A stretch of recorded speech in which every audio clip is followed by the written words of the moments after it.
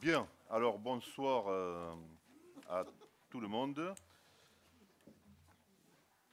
C'est le premier conseil municipal de l'année. Notre dernier conseil municipal nous avait permis de nous souhaiter de bonnes fêtes de fin d'année. J'espère qu'elles se sont bien passées. Celui-ci nous permet de nous souhaiter, entre nous, et de souhaiter aux auditeurs et aux spectateurs qui nous regardent une bonne année.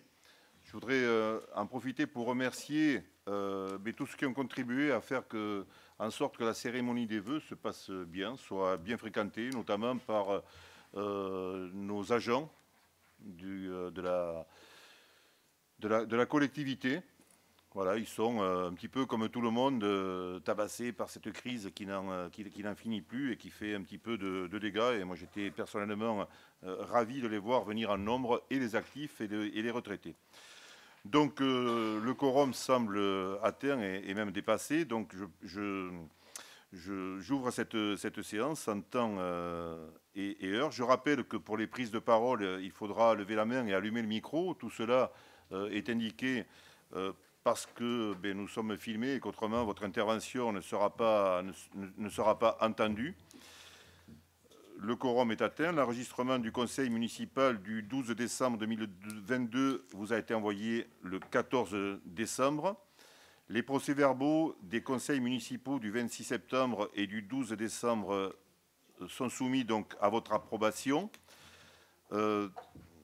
Monsieur Lacrampe nous a écrit pour demander une petite rectification sur une phrase de son intervention où il indiquait effectivement que plus aucun jeune médecin, enfin c'est pas dit comme ça exactement, mais ne s'installerait désormais sur le territoire, et il a souhaité préciser que plus aucun médecin tout seul ne viendrait sur le territoire. Donc cela a été modifié, je crois, hein, dans le rapport. Et donc sur ces procès-verbaux des 26 septembre et du 12 décembre, donc, je les soumets à vos observations, autres que celles-là, et à votre approbation. Alors, est-ce qu'il y a des observations sur ces deux comptes rendus? Donc, s'il n'y en a pas, et prise en compte l'observation de monsieur Lacrampe, je les mets aux voix. Donc, qui s'oppose, qui s'abstient. Donc, les procès-verbaux sont approuvés. Je vous demande d'approuver, si vous le souhaitez, la nomination de Sabine Salle comme secrétaire de séance. Sabine est d'accord. Il n'y a pas d'opposition, pas d'abstention, donc bravo. Et je demande donc à Madame Bistuet de faire l'appel des conseillers, de vérifier les mandats, etc. etc. Bon, bien, bonsoir à tous. Donc, je vais procéder à l'appel. Bernard Uturi, oui. Bistuet Marie-Lise, Samy Bourri, présent. Anne Sauter, Patrick Maillet, Brigitte présent. Rossi, Jean Contou-Carrère, Anne Barbet, oui. Stéphane Lartigue, Chantal Lecomte, pouvoir Anne Sauter, Philippe Garoté, pouvoir... Ah d'accord, donc tu donneras ton pouvoir à Jean Contou-Carrère. Dominique Hay,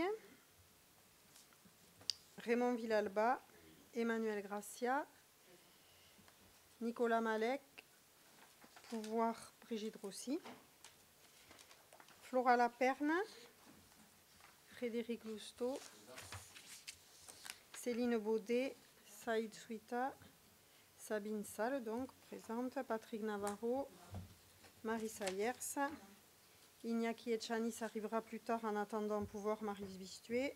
Jean-Luc Marle arrivera en retard. André Labarthe est excusé. Laurence Dupriez n'est pas arrivée. Karine Navarro, je l'ai vue. J'ai vu Karine. Ah oui. Patricia Proasca, pouvoir Jean-Luc Marle.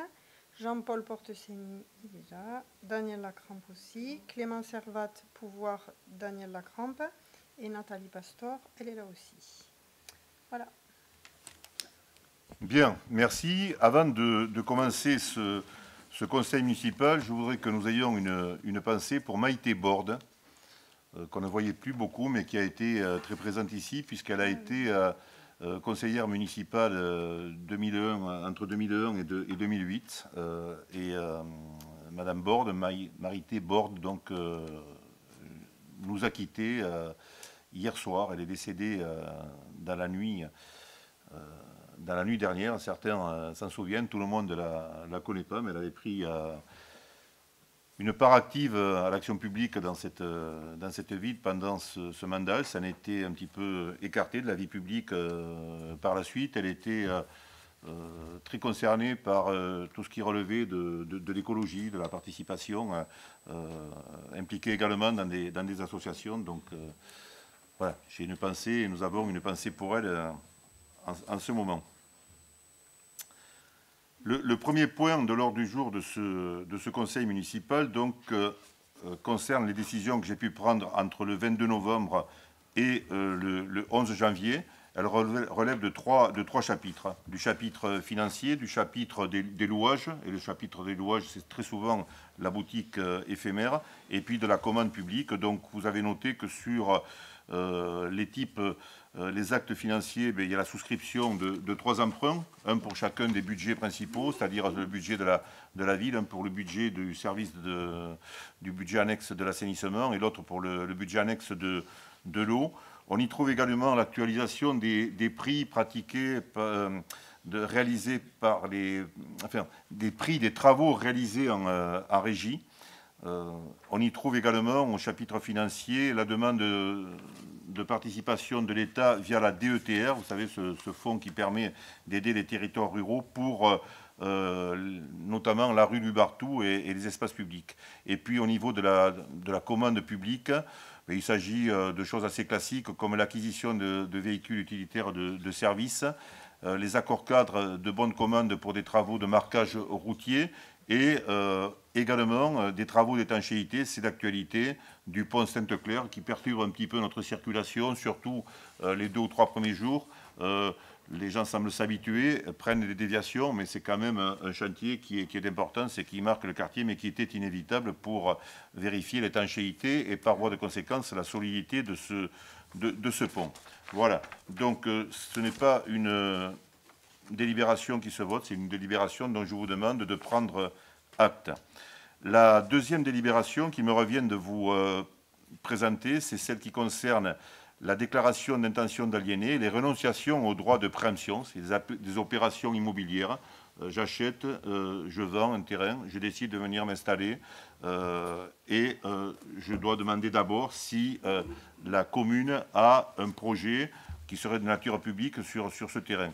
Il n'y en avait pas et donc je vous présente à nouveau une longue liste, compte tenu du court laps de temps entre nos 2 conseils municipaux, de déclaration d'intention d'aliéner pour des maisons, pour des appartements ou pour des terrains. Et elle illustre, me semble-t-il, en tous les cas, du mouvement entre ceux qui arrivent, ceux qui partent, et d'un mouvement particulier de ceux qui arrivent s'installer en province et singulièrement dans le Haut-Béarn, à la fois dans notre commune et aussi dans les bourgs-centres et les villages à côté qui connaissent aussi une accélération de ce point de vue-là. Voilà, donc je vous demande d'en prendre acte également et je vous remercie. Le troisième sujet à l'ordre du jour concerne la modification du règlement intérieur du conseil municipal. Il est composé de 2 chapitres. D'abord, des changements dans la présentation des procès-verbaux. Et ensuite, un deuxième chapitre qui concerne nos communications locales par la voie des magazines ou par la voie Internet. Donc, par délibération en date du 7 octobre 2020, le conseil municipal a approuvé son règlement intérieur. Conformément à son article 35, celui-ci peut faire l'objet de modifications à la demande et sur proposition du maire ou d'un tiers des membres en exercice de l'Assemblée. L'ordonnance et le décret du 7 octobre 2021 ont réformé les règles de publicité d'entrée en vigueur et de conservation des actes pris par les collectivités territoriales. entré en vigueur le 1er juillet 2022, il y a quelques mois. Il précise donc, à propos du procès-verbal de la séance du Conseil municipal, que le procès-verbal de chaque séance est arrêté par l'organe délibérant au commencement de la séance suivante et signé par le maire et le ou les secrétaires, le contenu obligatoire précisé, la date, l'heure, etc. Et dans la semaine qui suit la séance au cours de laquelle il a été arrêté, le procès-verbal est publié sous forme électronique de manière permanente et gratuite sur le site internet de la commune. Un exemplaire papier est mis à la disposition du public. Deuxième point, c'est la suppression de l'obligation du compte rendu qui désormais est substitué par le procès-verbal à ce document. Le troisième point, c'est l'affichage et la publication de la liste des délibérations avec la nouvelle rédaction d'un article qui impose l'obligation suivante. Dans le délai d'une semaine, la liste des délibérations examinées par le conseil municipal est affichée à la mairie et mise en ligne sur le site internet de la commune. Et la durée de cette publicité ne doit pas être inférieure à 2 mois. Un point également, c'est la suppression du recueil des actes administratifs. Tout cela est un petit peu aride à la lecture. L'ordonnance supprime l'obligation pour les communes de plus de 3 500 habitants, c'est notre cas, de publier leurs actes réglementaires, délibérations et actes de l'exécutif dans un recueil des actes administratifs. Il convient donc, on est à la page 2, en haut de la page 2, de modifier les articles 26 à 28 du règlement intérieur avec, et vous avez à la lecture de ces articles, des phrases qui sont du précédent règlement qui sont rayées, et puis un certain nombre d'ajouts qui correspondent à ce que je viens de vous dire en synthèse dans la première partie de la délibération. Cela vaut aussi pour l'article 27, pour l'article 28, celui des actes administratifs, et pour l'article 27, pour l'affichage et la publication des listes des délibérations.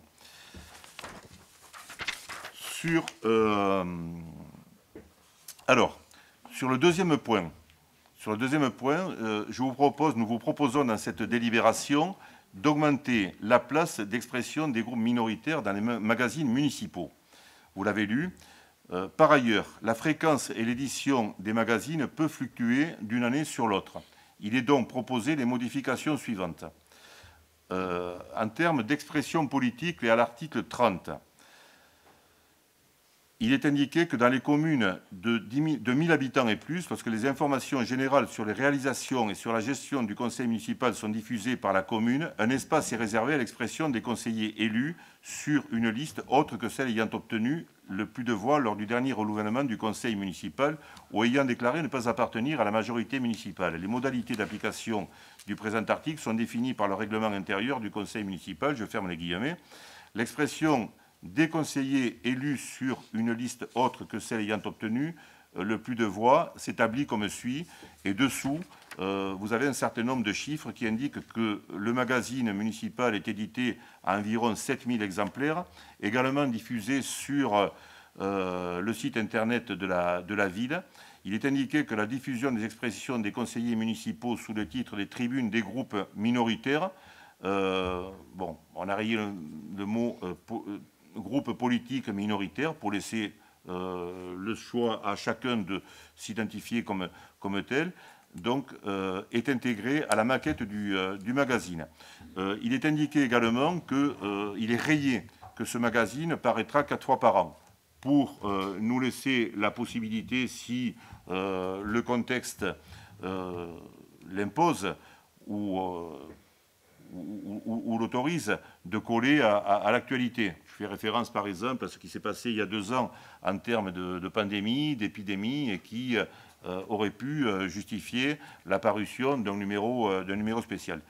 Le texte sera demandé. Alors, le texte donc au groupe minoritaire sera demandé par le service de la communication au plus tard dans le mois qui précède la parution. Il devra être transmis sous Word, par mail ou tout autre support informatique.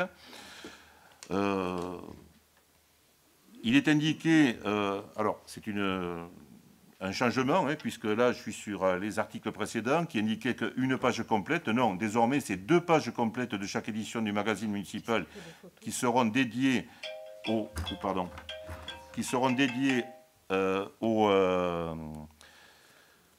tribunes, soit 8000 caractères au lieu de 4000. Les caractères s'entendent, espace compris. Et à répartir entre les différents groupes de conseillers et conseillères municipaux et municipales, donc au prorata de leur représentativité, ça ne change pas, voire individuellement dans le cas d'élus n'appartenant à aucun groupe. Parce qu'en fait, c'est ce qui a déterminé un petit peu ce changement. Voilà, il y avait des groupes qui étaient représentés par très peu de personnes, donc qui avaient droit à très peu de caractères, juste de quoi fabriquer une phrase avec un verbe, un sujet, un complément d'objet direct, et que ça nous a paru démocratiquement un petit peu faible pour exprimer une opinion. Au sein d'un conseil municipal de 33 membres, comportant 9 représentants de l'opposition, il y a donc 4 groupes actuellement. Un groupe présent qui s'appelle Présent pour l'avenir, qui est composé de 5 élus. La liste Oloron Ensemble, faisons-la rayonner, de 2 élus. La liste citoyenne qui est représentée par une élue. Et la liste Oloron Confluence des énergies qui est représentée par une élue également. Donc la répartition de l'espace disponible sera effectuée de la manière suivante, mais c'est une règle de 3, à partir des 8000 signes qui sont donc répartis parmi ces 4 chiffres. Nous sommes à la page 5 et en haut de la page 5. Il est à noter que le contenu de cette tribune doit se limiter au champ de compétences de la commune. C'est une redite. Ce droit d'expression, je le rappelle, doit également être exercé dans le respect des règles fixées par la loi du 29 juillet 1881, c'est bien 1881, voilà, et qui indiquait que le maire, en tant que directeur de la publication de droit, pourra refuser de publier un écrit qu'il estime diffamatoire, injurieux, discriminatoire ou portant atteinte à l'ordre public ou aux bonnes mœurs, ce qui, j'en suis certain, n'arrivera pas. Sur le site internet, c'est à peu près la même chose. Le site internet prévoit donc dans sa rubrique mairie un volet réservé au conseil municipal. Toutes les conseillères et tous les conseillers municipaux seront présentés avec nom et photo. Il est indiqué qu'un espace sera, au lieu de sera par ailleurs réservé aux groupes politiques présents, il est par ailleurs réservé aux... Voilà, on abandonne le futur pour mettre le présent. Cette page pourra être réactualisée une fois par an et cette expression, elle devant rester en ligne sur une période longue, mais il est recommandé qu'elle ne traite pas des problèmes ponctuels dont l'intérêt s'arrête à la fin de la semaine puisqu'elle sera changée que ponctuellement et c'est plutôt une page qui présente des valeurs et des axes qui sont assez globaux. C'est pareil sur le réseau social de Facebook. Voilà, où l'espace donc pour les élus et les groupes minoritaires se trouvera à la page à propos du réseau social Facebook sur le compte général de la ville d'Oloron. Voilà ce que je vous propose en gros, ce que nous vous proposons en gros comme adaptation et modification du règlement intérieur. Et donc, vu le règlement du Code général des collectivités territoriales, vu l'ordonnance que j'ai citée tout à l'heure, vu la délibération approuvant le règlement intérieur du conseil municipal, considérant qu'il convient d'adapter le règlement intérieur du conseil municipal à ces réformes, considérant la volonté de donner davantage de place à l'expression des différents groupes minoritaires, votre Assemblée est invitée à adopter les modifications du règlement intérieur telles que proposées et à dire que l'ensemble des articles sera numéroté suite à ces modifications. J'ai oublié quelque chose? Voilà. Donc, je soumets cette délibération à votre regard critique, à vos observations, aux compléments que vous pourriez proposer ou, s'il n'y en a pas, au vote. Est-ce qu'il y a des interventions? Oui, Nathalie Pastor? Je voudrais juste... c'est juste une remarque qui me vient en vous écoutant. Déjà, je trouve ça super que cette décision ait été prise. Mais je sais que dans d'autres communes, chaque groupe d'opposition a le même nombre de caractères. Alors, je sais que ce n'est pas au prorata, mais voilà, c'est juste ce qui me vient à l'esprit quand j'entends ce que vous proposez ce soir. J'aurais bien aimé que ce soit dans ce sens-là, mais j'entends aussi qu'il y a vraiment de gros efforts qui sont faits, donc merci. Merci Nathalie. Est-ce qu'il y a d'autres observations? Donc je mets le rapport aux voix. Qui s'abstient? Qui est contre? Donc le rapport est adopté à l'unanimité et je vous en remercie. Et on passe à une petite séquence Patrick Maillet avec l'ouverture des crédits anticipés. Bien, bonsoir à toutes et à tous. Donc, délibération d'usage en début d'exercice. Je vais vous proposer d'ouvrir effectivement une partie des crédits afin de pouvoir mandater des dépenses d'investissement. C'est prévu dans le Code des collectivités territoriales, puisqu'on peut engager jusqu'à une limite d'un quart effectivement des crédits ouverts au budget de l'exercice précédent. On va en faire un petit peu la description. On va commencer par ordre d'opérations qui seront inscrites par la suite au budget qui vous sera proposé au vote au mois d'avril, avec la ligne régénération du patrimoine arboré. Là, il s'agit d'une ligne 54 400 € qui concerne essentiellement le programme annuel. Et là, il est demandé d'ouvrir la ligne dans la totalité de ce qui sera inscrit sur le budget 2023.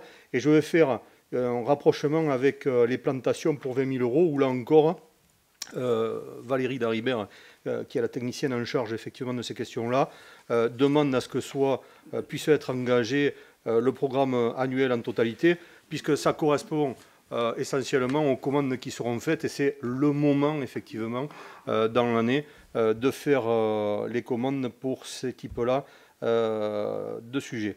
Sur le matériel des services techniques, il s'agit d'une petite ligne de 2 000 € en prévision des pannes qui pourraient être constatées dans le matériel utilisé par nos collègues. En matériel divers, ce sont des prévisions d'achat d'un petit mobilier. On va voir pourquoi par la suite. En outils numériques, c'est en grande partie le remplacement de la flotte de téléphone, de la téléphonie au sein de la collectivité. On continue avec le matériel des écoles pour 5 000 €. En grande partie, ce sont l'achat de trancheuses qui sont là pour venir soulager le travail de nos collègues qui travaillent dans les cantines de nos écoles. Travaux des écoles, 15 000 €, c'est une provision qu'on fait au vu des vacances de février et de menus travaux qui seront engagés effectivement dans l'ensemble des écoles oloronaises. La mise en conformité accessibilité, là il s'agit simplement d'un complément de la ligne accessibilité au niveau du tribunal. Il y a des restes à réaliser, mais on a besoin d'un petit peu plus parce qu'on a besoin de faire une modification sur le sas d'entrée du tribunal en rapport effectivement avec son usage et l'accessibilité pour tous les publics. La mise aux normes incendie, il s'agit ici d'investir dans un SSI au niveau du Trinquet Guinemer pour un montant de 25 000 €. TEPCE, 180 000 €, c'est dans la continuité effectivement des recherches d'économie qui sont faites sur l'éclairage public, et seront également concernées les menuiseries de l'école Saint-Cric dans cette somme-là. Le centre technique municipal, 75 000 €. Un certain nombre de services vont réintégrer la maison mère, c'est-à-dire la mairie ici, et il y a des services qui vont par contre déménager vers plutôt le centre technique municipal. Cela demande effectivement des aménagements du côté du centre technique municipal. C'est pour ça que cette somme-là est engagée avant même que nous votions le budget 2023. Jardin partagé, on l'a déjà évoqué ici, 44 500 €, c'est pour la clôture, une partie de la clôture de cette opération-là. Les pistes forestières, 64 000 € qui sont engagés. Changement de chaudière, c'est le prévisionnel du premier trimestre pour Dalkia. C'est le contrat que nous avons avec Dalkia. Et enfin, pour terminer cette délibération, la requalification de la rue du Bartou, les 300 000 € vont nous servir à régulariser les frais d'études et de maîtrise d'ouvrage. Voilà, pour un total de 840 900 €. Je vous demande donc d'approuver ce rapport et de voter les crédits anticipés précités. Bien, merci Patrick. Est-ce que vous avez des observations à faire sur... Oui. On peut savoir quels sont les services qui vont bouger entre le centre technique et la mairie, ou pour l'instant c'est confidentiel? Il n'y a pas de confidentialité là-dedans. Il y a de fortes chances. Non, mais je te réponds. Il y a de fortes chances pour que les services du centre communal d'action sociale réintègre effectivement la maison mère. Et il y a de fortes chances que pour une partie des services directionnels, des services techniques, réintègre les services techniques municipaux. Est-ce que j'ai répondu à ta question ?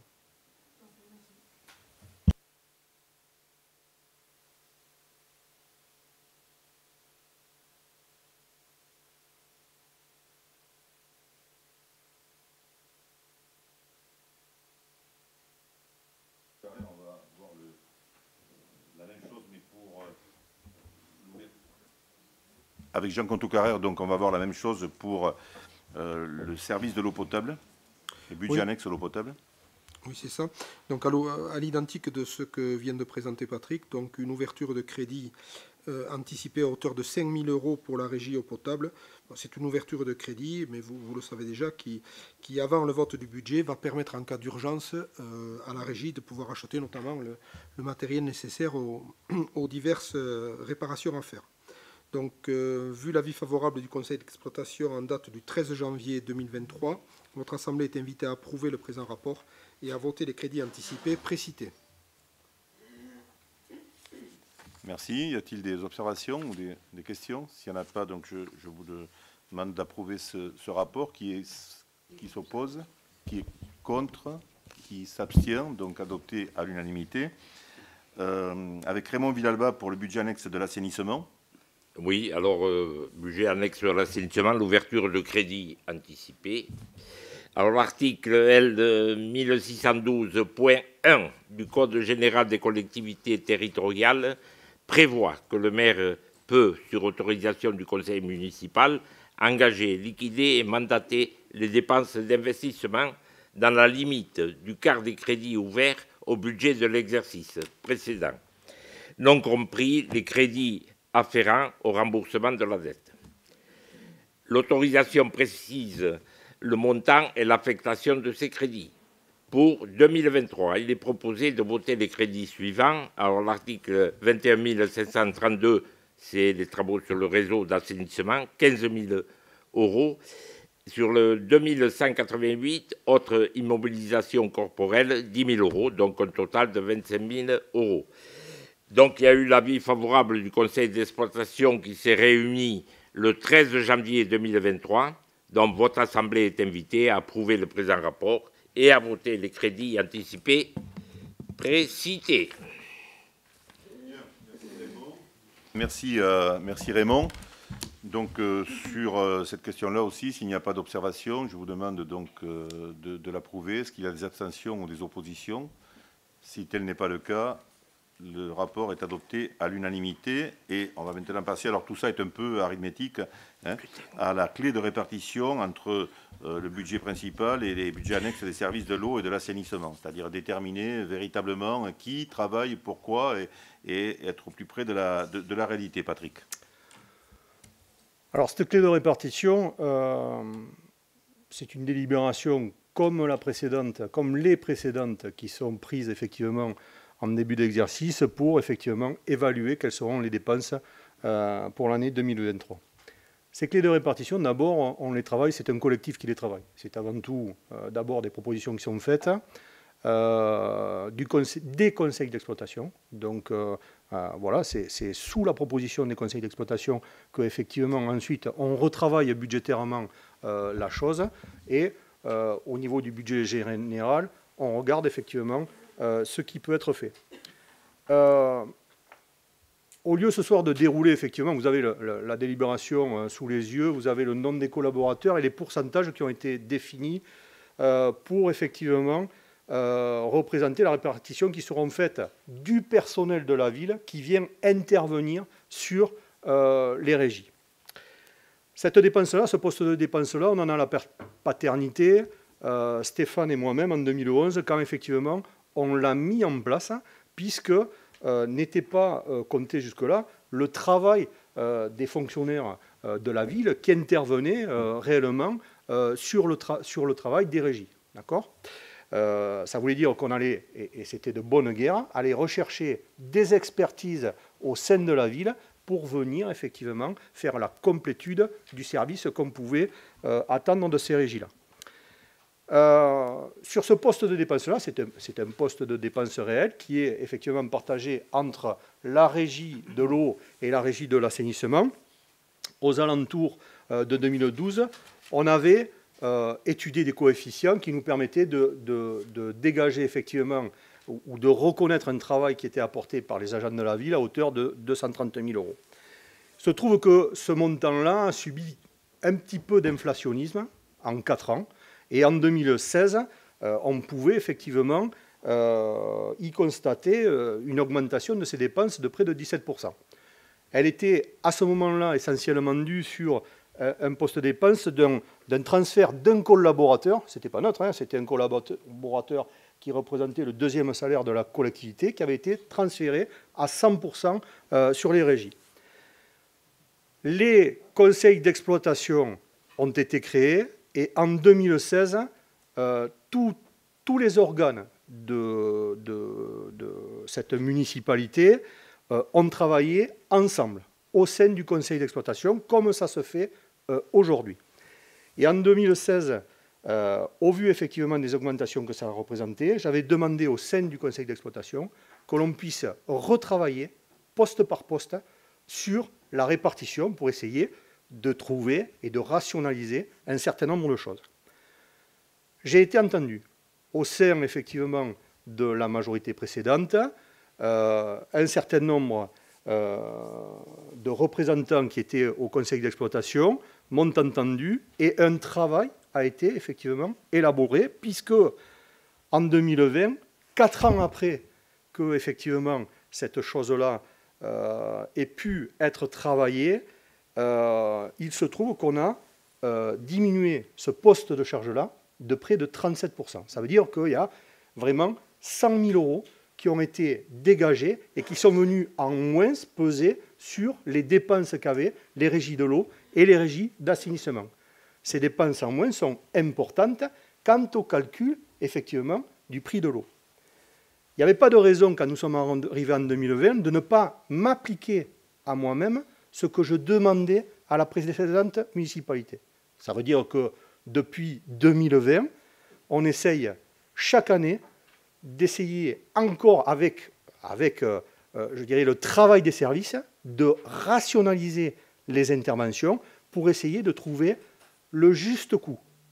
Et encore une fois, entre 2020 et 2023, c'est 24% de diminution des dépenses que j'ai validées, mais tout en ayant conscience que ces dépenses-là qui viennent en moins sur les régies de l'eau et de l'assainissement, ce sont des recettes aussi qui viennent en moins sur le budget de la ville.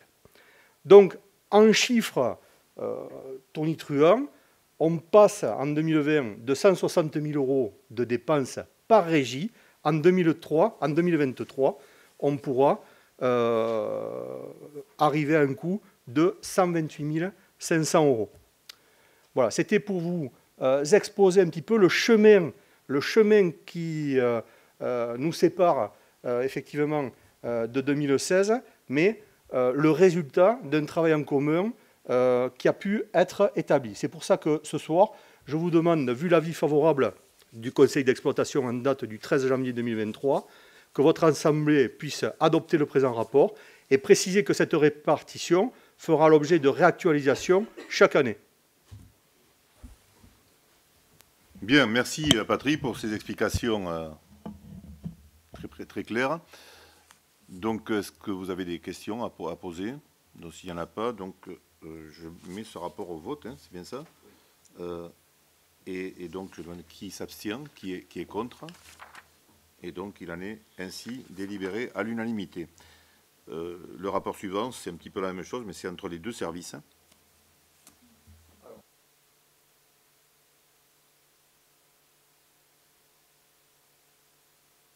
Les budgets annexes au assainissement. Là, c'est simplement la répartition entre le service de l'eau et de l'assainissement, puisque les 3 collaborateurs qui sont inscrits sur la délibération que vous avez sous les yeux sont payés intégralement par le service de l'eau.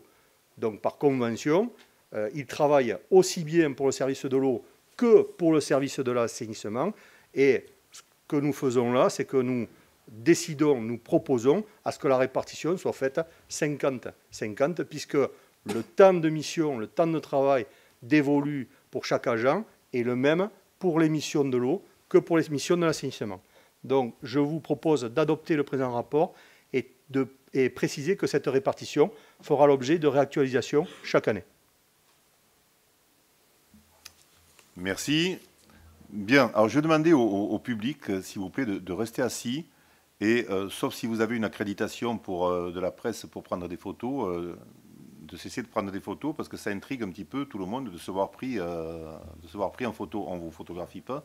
Voilà, c'est la règle, c'est le règlement intérieur du conseil municipal, hein, que je n'ai pas rappelé, parce que le public n'est pas très nombreux. On le rappelle chaque fois qu'il y a du monde, mais depuis que c'est filmé, le public est à la télévision. Alors ça ne les empêche pas de nous filmer et de faire des captures d'écran d'ailleurs, hein, mais telle est la règle. Voilà, donc j'ai fait voter le rapport.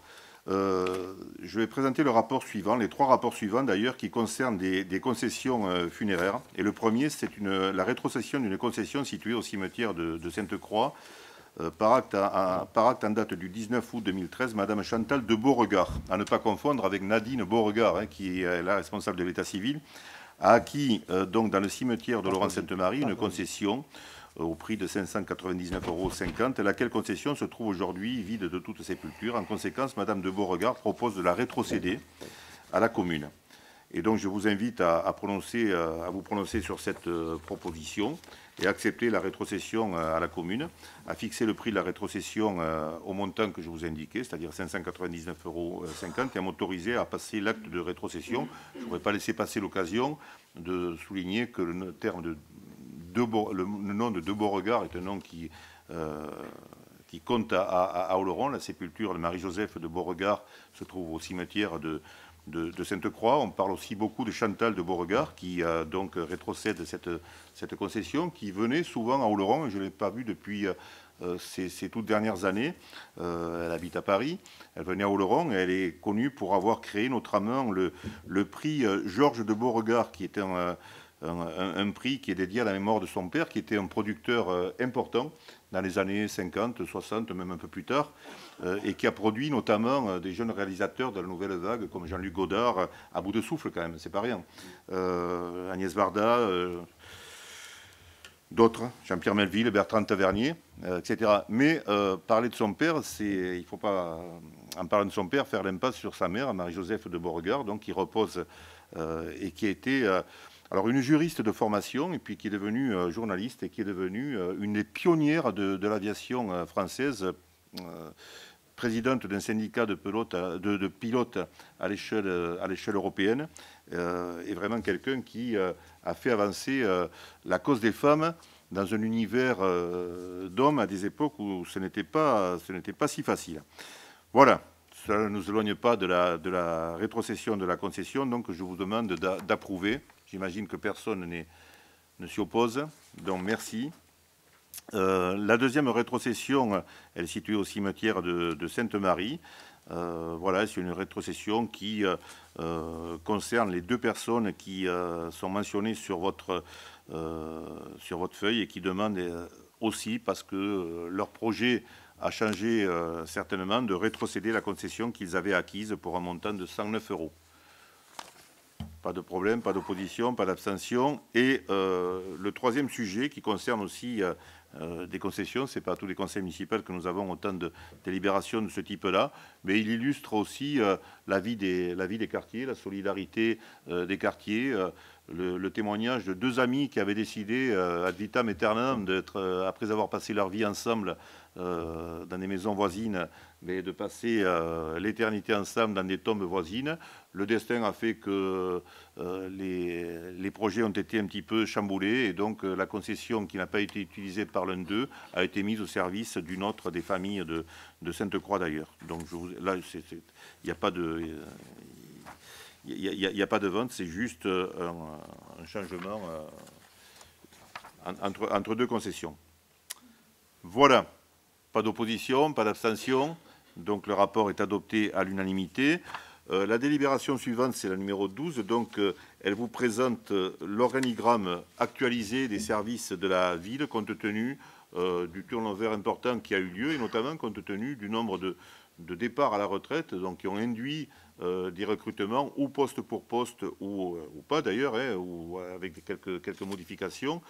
Le directeur général des services, Laurent Paris, lors des vœux, a indiqué que 48 agents allaient partir en retraite entre 2020 et 2026. C'est pratiquement, c'est un gros tiers, un petit quart ou un gros quart, un petit tiers de l'effectif. Si on y rajoute la tendance actuelle à davantage, à moins rester dans des carrières très linéaires depuis le recrutement jusqu'à la retraite, on peut prévoir effectivement à l'horizon des prochaines années un renouvellement massif de nos services. Et je rappelle que tous les recrutements font l'objet d'un jury d'entretien, et que la consigne, c'est de prendre celui dont nous considérons qu'il est le meilleur à son poste, et que les recrutements font aussi, les vacances de poste, que ce soit à Oloron ou dans les autres communes de la communauté de communes, font l'objet d'une publication à l'échelle du territoire. Voilà, donc je vous demande d'approuver ce présent rapport, mais en fait c'est une information sur laquelle vous verrez exactement qui fait quoi dans cette maison. S'il n'y a pas de questions, pas d'opposition, pas d'abstention, donc c'est adopté à l'unanimité. Le rapport suivant concerne l'attribution du marché de maîtrise d'œuvre pour la réhabilitation, la transformation du bâtiment, entre guillemets, la friche. Sans doute que ce bâtiment n'a pas vocation à être nommé la friche ad vitam aeternam, mais dans le cadre d'une concertation qui nous guide dans cette réalisation, il conviendra aussi à un moment donné de trouver une dénomination la plus appropriée possible. Je lis la délibération. Dans le cadre de la réhabilitation et transformation du bâtiment La Friche, la mairie de Laurent-Sainte-Marie a lancé une procédure pour retenir un maître d'œuvre. Le présent marché est passé sous la forme d'une procédure concurrentielle avec négociation en vertu des articles du Code de la commande publique. Le montant prévisionnel de la prestation a été évalué à 200 000 euros pour un montant estimatif des travaux, montant total de 2 100 000 euros. Dans la publication de l'avis d'appel à concurrence dans les journaux d'annonce légale du bulletin officiel, voilà, tout cela a été publié dans les organes médiatiques habituels. 49 téléchargements ont été faits du dossier de consultation des entreprises. La date de remise avait été fixée au 28 octobre 2022. Le nombre de candidatures reçues est de 13. Sur la base du rapport d'analyse des candidatures, une commission technique s'est réunie en novembre 2022 pour le choix de 3 prestataires et arrêter la liste des 3 candidats admis à concourir, à savoir C+2B Architecture, un cabinet de Toulouse, TAL Architecture, un cabinet de Pau, et le collectif Encore, qui est basé à Labastide, Villefranche. Ces 3 candidats ont travaillé sur le projet le 14 novembre, du 14 novembre au 16 décembre. Une commission technique s'est réunie le 9 janvier pour auditionner les candidats et engager des négociations conformément au règlement de consultation.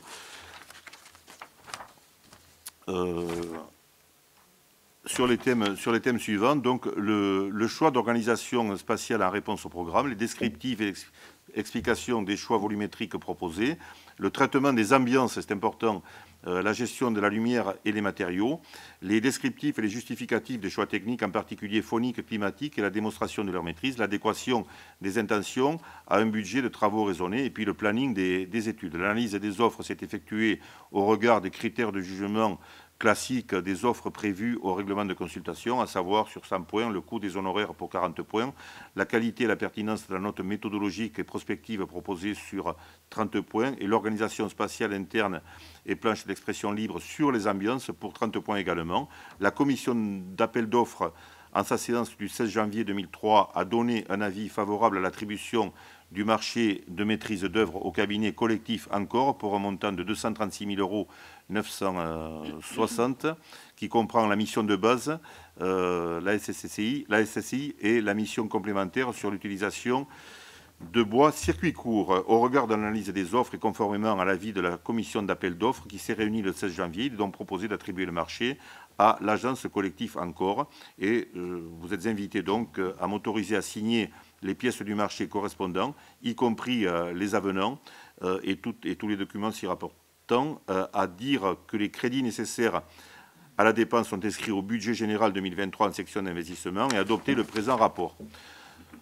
Je voudrais rajouter que ceux qui étaient présents ici, et André Labarthe n'est pas présent ce soir, mais pourrait le confirmer également, que ça a été un moment d'intense réflexion, que les trois intentions architecturales, puisque c'était bien de ça qu'il s'agissait, ce n'était pas un dessin définitif, mais c'était plutôt des intentions architecturales, mais ont intégré à la fois la frugalité, la sobriété, l'usage des matériaux locaux, le réusage des matériaux sur place, parfois la réutilisation de matériaux qui pouvaient être disponibles sur d'autres sites, et que chacun d'entre eux a eu l'opportunité de montrer à quel point il avait plus ou moins intégré la notion d'ambiance, je vous le rappelle, tournée autour de trois thématiques, de trois domaines qui sont la guinguette, vous voyez ce que ça signifie à peu près, qui sont l'économie, la valorisation de l'économie locale, et qui sont également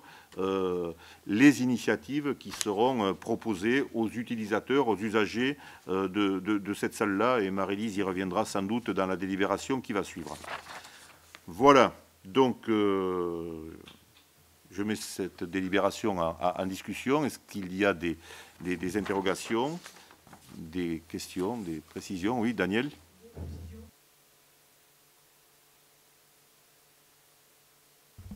Pardon. Le collectif Encore qui a été attributaire, c'est bien le cabinet qui avait animé la phase de concertation au préalable. Hein, c'est bien le même. Hein. C'est le cabinet qui avait été sollicité dans la phase de préfiguration. Et il était très clairement mentionné à l'attention, je parle sous le contrôle de Brigitte, notamment à l'attention de tous les candidats dans le cahier des charges, que les études seraient, enfin les conclusions de cette phase de préfiguration, avec notamment toutes les phases de concertation qui ont rassemblé des usagers, des habitants de tous les territoires sur place ou à Géliot, qui ont été mobilisés aussi via Internet pour donner leur avis. Le dossier complet, validé complet, a été proposé à tous pour que tout le monde ait sa chance, et chacun des concurrents a reconnu effectivement la complétude du dossier qu'ils avaient reçu, et a considéré qu'ils étaient tous à égalité. Alors après, effectivement, dans la défense d'un projet, ça a été aussi le cas pour la rue Louis Barthou, hein. Le cabinet qui connaissait bien le projet a peut-être des atouts différents pour le défendre avec une meilleure connaissance. Mais enfin, ce sont des cabinets extrêmement professionnels, et nous avons été très très agréablement surpris. Brigitte, tu peux peut-être rajouter quelque chose par la qualité de leur prestation. Le choix a été difficile. Oui, effectivement, le choix a été difficile, mais encore une fois, comme l'a dit Monsieur le maire, tous les bureaux d'études ont eu le même type de document. Effectivement, Collectif Encore avait travaillé avec nous pour la pré-programmation. C'est le cabinet Resura qui était chargé, qui avait en charge toute la procédure de concertation, hein, qui avait été menée lors des forums, etc. Voilà, on a choisi au niveau de la commission d'appel d'offres ce bureau parce que c'est celui qui nous paraissait le mieux avoir tout le sens du lieu et tout le sens en tout cas de notre démarche de démocratie participative, mais pas seulement, également de l'esprit frugal en termes d'urbanisme, de matériaux biosourcés. Et puis voilà, cette ouverture d'esprit qu'ils nous ont fait partager, et j'espère que tout le monde pourra le partager également avec nous dans le suivi de ce projet. Merci. Et deuxième précision, le fait que le montant prévisionnel de la prestation soit passé de 210 à 236 ou 236, 237, ça implique qu'il y ait une évolution de l'estimatif des travaux ou non, ou c'est sans conséquence? On est toujours à 2,1 millions. Pour le contrôle de Laurent Paris ou d'autres, hein, je pense que c'est l'intégration des missions complémentaires. Sur l'utilisation du bois. Sur le bois. D'accord. Ça veut dire qu'on est toujours avec le même estimatif de travaux, ouais. 2,1 millions. Oui, avec 3 cabinets qui se sont particulièrement attachés à ce qui est un petit peu ce qui guide la conscience de toutes ces réalisations maintenant, c'est la frugalité. Alors si on dit frugalité, il ne faut pas que ce soit perçu comme austérité, hein. C'est le réemploi et c'est aussi le souci permanent d'avoir un fonctionnement soutenable sur le plan financier derrière. Hein. Merci. Voilà, est-ce qu'il y a d'autres questions ou d'autres observations? Donc s'il n'y en a pas, je mets le rapport aux voix. Donc qui s'abstient, qui est contre. Donc le rapport est adopté à l'unanimité et comme le plus important est toujours devant, mais le plus important il est dans les mois qui viennent, avec notamment le lancement d'un appel à projet pour cette friche. Merci. Donc maintenant, il convient de voir comment cette friche sera animée. Donc je vous rappelle qu'en septembre dernier, nous avions validé le contrat de mandat avec la société publique locale, donc SPL, des Pyrénées-Atlantiques pour la réhabilitation et la transformation de la friche. Cette délibération a approuvé le programme de réhabilitation de la friche co-construit avec la population, s'articulant autour de 3 pôles, le maire vient de le rappeler, le pôle guinguette avec les offres de restauration, l'espace musique et scène et de parvis, le pôle économique avec des échoppes, un espace de coworking, un espace de bricolage réparation, une Fab Lab, des salles de formation et salles de réunion, et le pôle initiative avec des espaces modulables et un espace culture urbaine. Suite à la nomination de l'équipe de maîtrise d'œuvre en charge de la réhabilitation du bâtiment, la commune souhaite recruter les porteurs de projets qui occuperont la friche de manière permanente, dont l'activité entre dans le champ concurrentiel et pour lesquels il y a nécessité de faire correspondre le projet architectural aux besoins liés aux futures activités. C'est mieux de faire ensemble pour que les usagers s'approprient le lieu. Il s'agira donc de recruter les futurs locataires des espaces suivants: un restaurant, 2 kiosques restauration et un espace culture urbaine.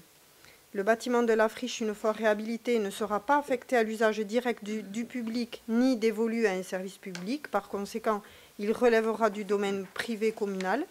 La jurisprudence de la Cour européenne ne distingue pas les notions de domaine public et privé et prône le principe de mise en concurrence pour toute occupation en vue d'une exploitation économique.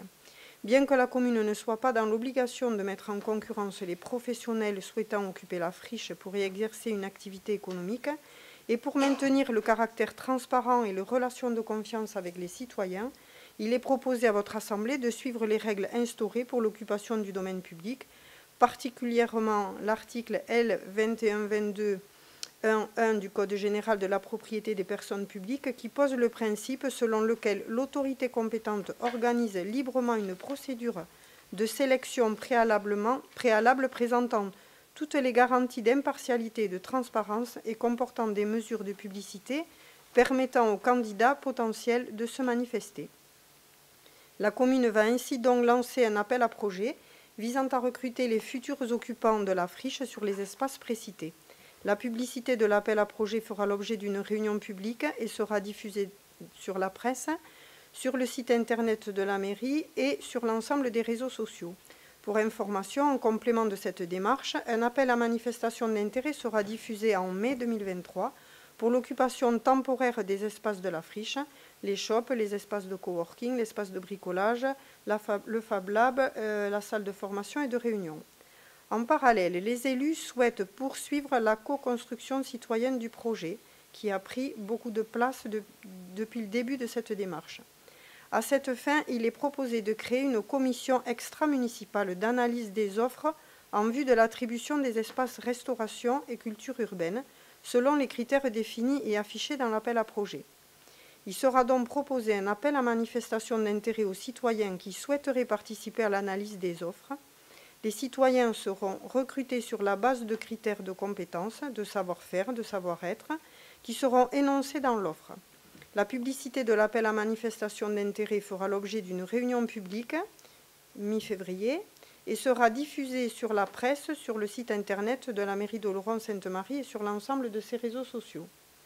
La commission extra-municipale pourrait être composée de manière suivante. Monsieur le maire Bernard Uturi, président de la commission avec voix prépondérante.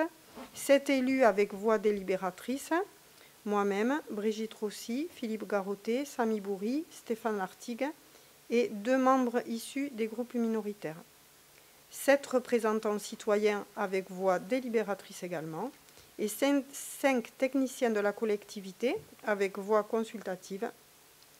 Monsieur Laurent Paris, le DGS, Madame Natacha Crampé, chef de projet de revitalisation, Madame Claire Seguin, chef de service culture, Monsieur Thomas Classe, animateur jeunesse, je vous rappelle, qui remplace Nicolas Loustalo, Monsieur Marc Chambon de la SPL, assistance à maîtrise d'ouvrage, et un représentant du pôle économique de la CCHB.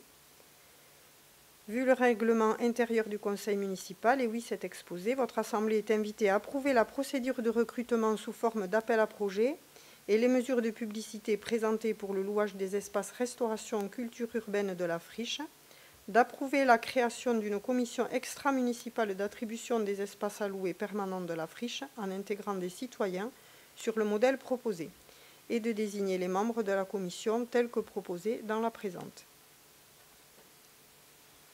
Donc, il faudra d'abord voter et puis demander, je ne sais pas si on le fait là ce soir, deux personnes des groupes minoritaires qui voudraient intégrer cette commission. On avait utilisé pour des commissions de ce type-là la jurisprudence de la CAO un petit peu, qui arithmétiquement donnait la priorité aux 2 groupes principaux, voilà, ce qui faisait que le groupe de Nathalie Pastor et le groupe de Madame Duprier n'étaient pas représentés. Mais au vu notamment d'une expression de Madame Duprier lors d'un dernier conseil municipal, on a préféré voilà, vous solliciter pour que vous désigniez un groupe. Pas de problème. Laurence Duprier n'est pas là, mais si, comme elle avait souhaité la dernière fois participer à un groupe, ou si Nathalie Pastor si l'une des 2 veut y participer, en ce qui concerne notre groupe, on leur laisse la possibilité de le faire, bien sûr. J'allais proposer la même chose. Bien. Alors, donc, voilà. Alors, Nathalie, est-ce que vous êtes en capacité de nous donner la réponse ce soir ou demain ou lundi? Lundi au plus tard. Ouais. Ok. Voilà. Lundi. D'accord. Et si aucune des 2, on leur donne la priorité, si aucune des 2 ne souhaitait y participer, mais vous revenez vers nous, qu'il y ait quelqu'un qui y siège, mais laissons-leur la priorité. Très bien, merci. Merci. Bon, est-ce qu'il y a d'autres questions sur la présentation de ce dispositif original par Marie-Lise Bistuet? Non, s'il n'y en a pas, je mets le rapport aux voix. Donc, qui s'abstient? Qui est contre? Donc, le rapport est adopté à l'unanimité. Et avec Anne Sauter, nous allons passer à la cession de l'immeuble du Bialet et de ses dépendances. Donc, par délibération le 12 septembre 2022, vous avez validé le lancement d'une procédure de mise en vente de l'immeuble Le Bialet et de ses dépendances. Un appel à candidature a donc par la suite été publié sur le site internet de la commune, ainsi que sur le journal Les Petites Affiches du Pays Basque et des Pyrénées-Atlantiques. Un cahier des charges a été rédigé et mis à la disposition de tout demandeur. Une seule structure s'est manifestée et a retiré le cahier des charges. Et donc, logiquement, à la date de clôture de l'appel à candidature, soit le 13 janvier 2023 à 12 h, une seule offre avait été enregistrée, celle de l'association Foyer Amitié, qui est située à Jurançon. Par délibération numéro 13 en date du 12 décembre 2022, votre Assemblée avait aussi décidé la création d'une commission consultative chargée de l'étude des offres d'achat de l'immeuble du Bialet donc, et de ses dépendances. Cette commission s'est réunie le 13 janvier à 16 h, donc suite bien évidemment à la clôture de réception des offres, et a pris acte de l'offre reçue. Alors je vous présente en résumé le contenu de l'offre. Donc acquisition au prix de 350 000 € net, vendeur, en vue de réhabiliter l'immeuble, pourrait implanter, dans un premier temps, les activités de l'OCFA, donc avec création de 12 bureaux, parce que l'OCFA est largement implanté depuis plusieurs années sur Oloron-Sainte-Marie. Il a développé ses activités et maintenant se retrouve extrêmement à l'étroit dans ses locaux actuels et donc manque cruellement de place pour que tous les salariés puissent travailler dans de bonnes conditions. Donc là, l'aménagement du Bialet répondrait à leurs besoins. Donc création de 12 bureaux pour les 17 salariés oloronais et d'un bureau d'accueil, création d'espaces collectifs avec une salle d'apprentissage du français, une salle de réunion et de restauration pour les professionnels. Les activités seront organisées à destination des résidents de la résidence d'accueil de l'OCFA sur Oloron, avec des actions collectives, ateliers cuisine, ateliers créatifs, activités jardinage, visionnage de films, écoute de musique, etc. Dans un second temps, une offre d'hébergement et de logement pourrait être envisagée dans les étages en direction des personnes accompagnées dans le cadre des dispositifs gérés par l'OCFA, mais aussi à destination de publics déterminés en collaboration avec la commune. Alors, ça pourra répondre à des besoins effectivement que l'on a et pour lesquels on n'a pas assez de réponses à apporter. Alors, notamment en direction des jeunes, des familles monoparentales, des familles qui se séparent, enfin des couples qui se séparent et qui se retrouvent en difficulté pour se reloger, mais aussi pour des personnes âgées, par exemple. Il est en outre stipulé dans l'offre faite qu'une bande de terrain de 3 mètres de large de l'espace vert pourra être laissée à la commune afin de créer un accès riverain et donc découpé au moment de la préparation du document d'arpentage. L'acquéreur a fourni les éléments justifiant sa capacité à financer l'acquisition et les travaux. Considérant que la procédure de cession mise en œuvre a permis au candidat de fournir tous les éléments nécessaires à l'analyse de son projet, la commission consultative chargée de l'étude des offres d'achat de l'immeuble du Bialet, à l'unanimité des présents, propose de retenir la proposition d'achat formulée par l'AFA pour la somme donc de 350 000 € net vendeur, aux conditions énoncées dans le cahier des charges.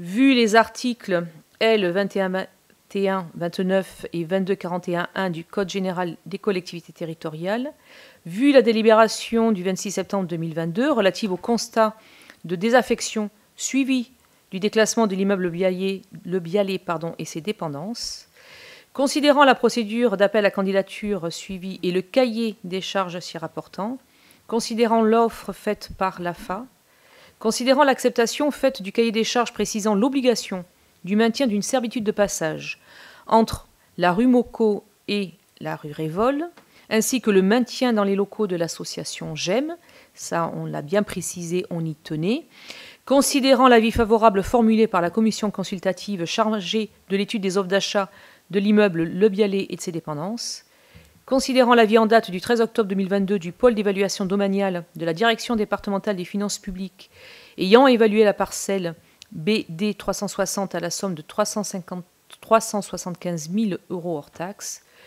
considérant que le projet de la faille de l'OCFA est garant de mixité sociale, d'inclusion des personnes fragiles, de reconstruction de liens sociaux et apporte ainsi une plus-value essentielle pour la commune, considérant la dégradation de ce bâtiment sans affectation depuis le 31 octobre 2013 et ne correspondant plus aux normes de sécurité et d'accessibilité en vigueur, et on sait par ailleurs qu'il est régulièrement squatté, considérant l'incapacité financière pour la commune d'investir dans les travaux de réhabilitation et de mise aux normes requis, considérant enfin que la mise en vie de ce bâtiment et le développement des activités proposées participent au projet de revitalisation d'Oloron-Sainte-Marie, votre Assemblée est invitée à approuver le présent rapport, à décider de la cession de l'immeuble Le Bialet, à approuver le découpage d'une bande de terrain de 3 mètres de large, de niveau de l'espace vert pour la création d'un accès aux riverains, de préciser qu'une servitude de passage reliant la rue de Révol et le parking de la rue Mocco sera établie et portée à l'acte de vente,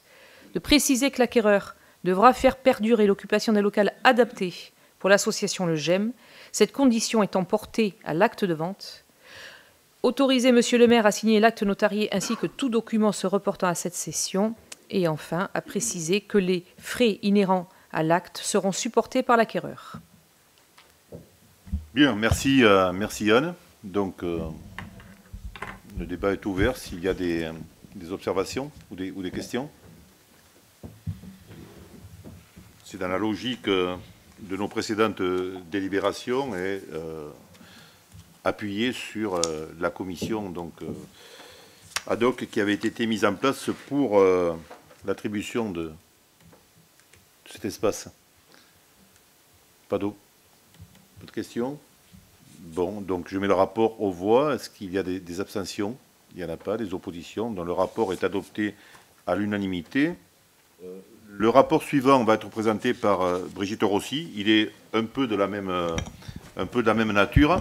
Je vais vous quitter. Je vais confier la lecture du rapport à Brigitte Rossi et la présidence de l'Assemblée à Marie-Lise Bistuet, parce qu'il se trouve que je connais d'assez proche quelqu'un qui fait partie des acquéreurs. Donc je me suis prudemment écarté de toute commission ou de toute décision, de toute réflexion et de toute discussion par rapport à ce sujet-là. Voilà, donc si vous avez besoin de moi, vous m'envoyez un texto, et si vous n'avez pas besoin de moi, je vais aller me coucher.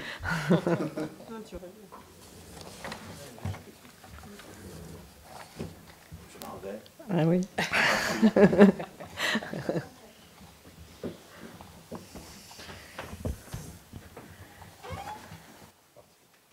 Bien, donc il s'agit de la cession de la propriété Maison Nicolas, cadastrée parcelle AK 580 qui se trouve non loin du parc Paumé. Par délibération du 26 septembre 2022, votre Assemblée a validé le lancement d'une procédure de mise en vente de la propriété Maison Nicolas. Un appel à candidature a été publié sur le site internet de la commune, ainsi que sur le journal Les Petites Affiches du Pays Basque et des Pyrénées-Atlantiques. Un cahier des charges a été rédigé et mis à la disposition de tout demandeur. 5 personnes se sont manifestées et ont retiré le cahier des charges. À la date de clôture de l'appel à candidature, soit le 12 décembre 2022 à 12 h, une seule offre a été enregistrée, celle de M. Fabien Lambou et de Mme Eva Cousteau. Par délibération en date du 12 décembre 2022, votre Assemblée a décidé la création de commissions consultatives chargée de l'étude des offres d'achat de la propriété Maison Nicolas. Cette commission s'est réunie le 5 janvier 2023 à 17 h et a pris acte de l'offre reçue. Bon, je vais vous faire un résumé aussi de cette offre et puis vous donner quelques éléments qui nous ont été fournis par le porteur de projet qui me semblent intéressants par rapport au site. Donc l'acquisition au prix de 184 000 € net vendeur en vue de réhabiliter la maison au titre de résidence principale. Transformation des anciennes écuries en gîte de capacité de 4 à 6 personnes et restauration de l'ancienne serre en écailles de verre pour un projet touristique. En ce qui concerne la réhabilitation de la Maison Nicolas, voilà ce qu'envisagent les porteurs de projet. Elle se fera dans le respect de l'existant et par l'emploi de matériaux nobles, couverture en ardoise naturelle, remplacement de menuiserie bois à l'identique, avec des matériaux et des technologies écologiques et innovantes, poêle à bois raccordé au chauffage central, isolation biosourcée de la toiture, cuve des récupérations des eaux pluviales. En ce qui concerne les façades existantes de la Maison Nicolas, elles ne seront pas modifiées. Les éléments décoratifs intérieurs seront conservés dans le plus grand respect des recommandations de l'architecte des bâtiments de France en charge du secteur.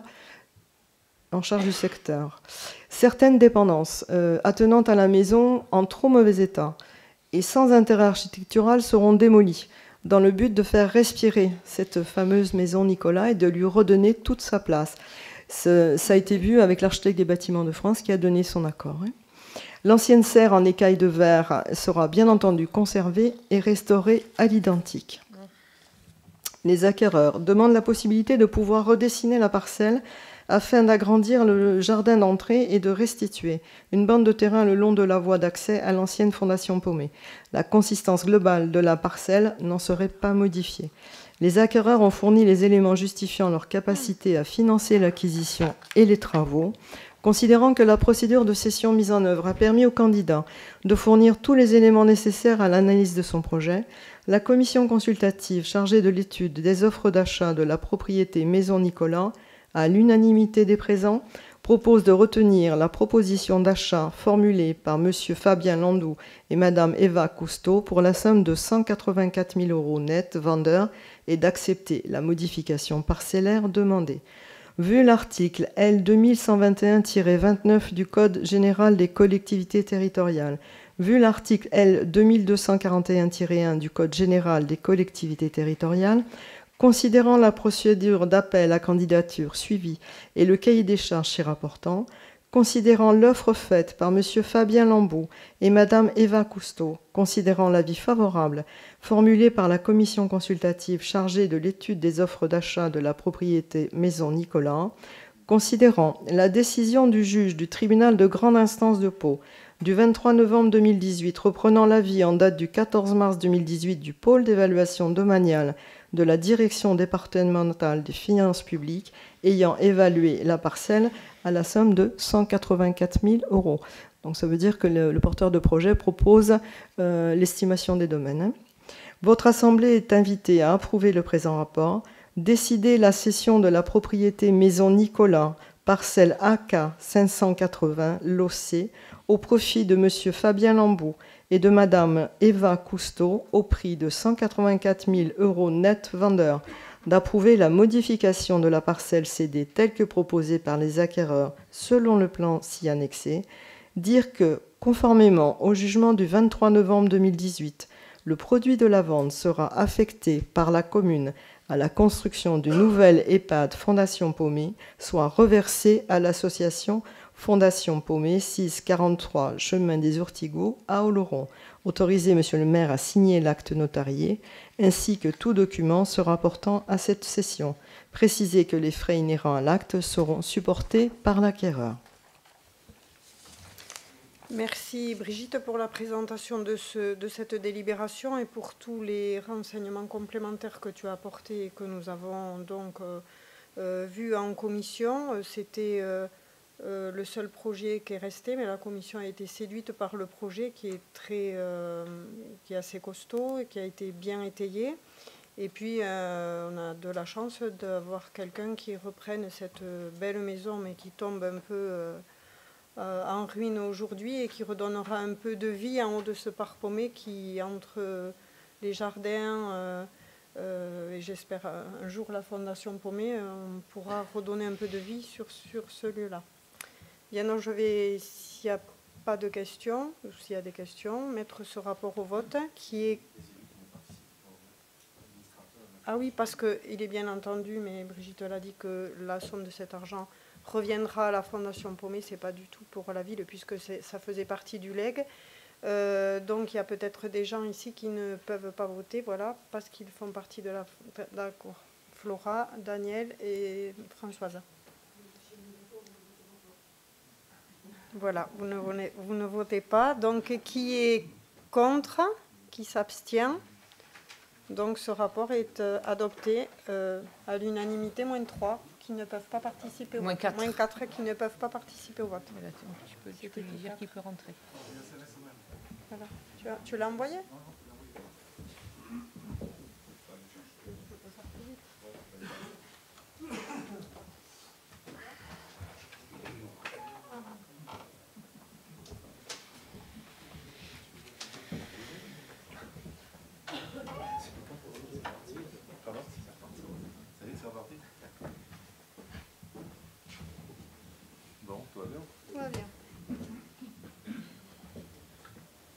Bien, merci.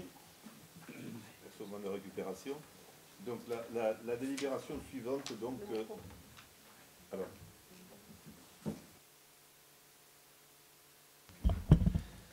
C'est fait. Donc on est à la délibération 17, c'est bien ça? C'est ça. Et donc on en est au financement des actions en faveur du commerce et d'une convention entre la ville d'Oloron et la CCHEB et qui répond en écho à une délibération que nous avons prise à la CCHEB il y a peu de temps, Philippe. Oui, c'est un échange de bons procédés entre la commune et la communauté de communes, puisque la compétence commerce est à la ville et la compétence économique est à la communauté de communes. Donc c'est la communauté de communes qui gère les projets économique, on va dire, mais on se doit quand même de leur rembourser une petite partie. On a eu la chance d'avoir un financement à 50% du poste de manager commerce, et donc on l'a sollicité pas mal, notamment pour les rues du Bartou cette année. Donc on vous propose de rembourser une petite partie de ce qu'on doit. Et on a lancé une opération Mon Centre-Bourg à un incroyable commerce, et c'est pareil, c'est la communauté de communes qui a avancé l'argent, on leur rembourse une partie maintenant. Vous êtes invités à acter, autoriser, solliciter, autoriser, adopter le présent rapport. Merci Philippe. Pas de questions particulières. Donc je mets le rapport au vote. Oui, Daniel, pardon. Puisqu'on parle de la rue du Bartou et des commerçants, j'avais déjà posé la question à plusieurs reprises. Il y avait eu la mise en place d'une commission pour l'indemnisation, une éventuelle indemnisation des commerçants. Alors, il y a un travail qui est en cours, je vais laisser... Pardon. Il y a un travail qui est en cours. On a lancé un appel d'offres pour obtenir un prestataire qui va nous accompagner dans cette mission-là. Donc on a déjà fixé les règles de base. Et voilà, donc on a une réunion encore cette semaine pour décider des règles, parce qu'il faut définir géographiquement qui est concerné. Enfin, c'est relativement compliqué, mais oui, c'est en cours. Et de toute façon, on se doit d'avoir décidé tout avant le début des travaux. Donc ça sera officiellement posé très rapidement. Est-ce qu'il y a d'autres interventions par rapport à ce sujet du commerce? Mais s'il n'y en a pas, je mets le rapport aux voix. Donc, qui s'abstient?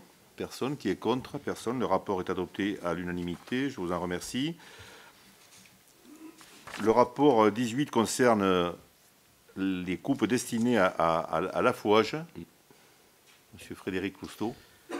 Forêt communale d'Oloron-Sainte-Marie, coupe destinée à l'affouage, exercice 2023.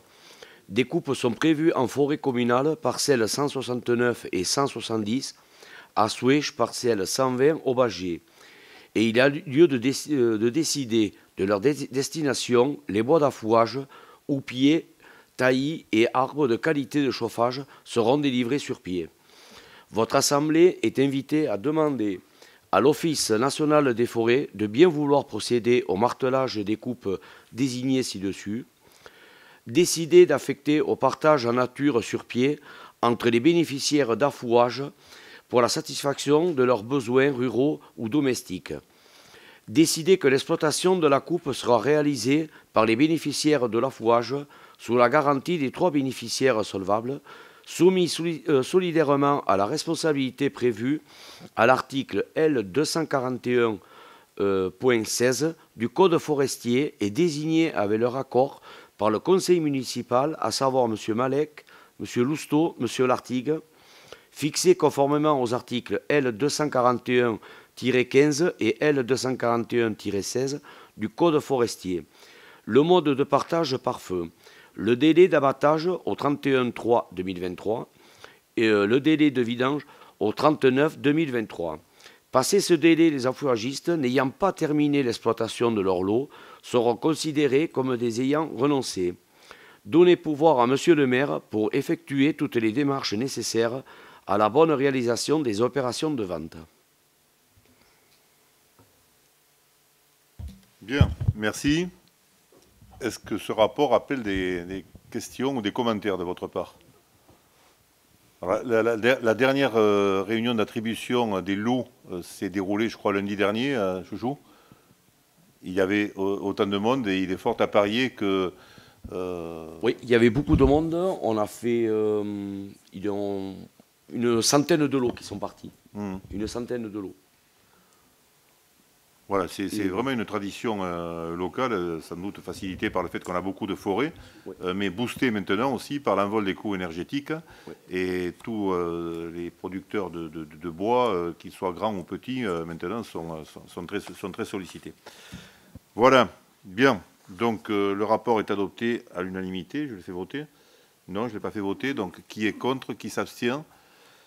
Donc il est adopté à l'unanimité maintenant. Le rapport 19 concerne la convention d'utilisation réciproque et gracieuse des installations sportives communales et régionales. C'est Patrick Navarro qui va lire ce rapport récurrent.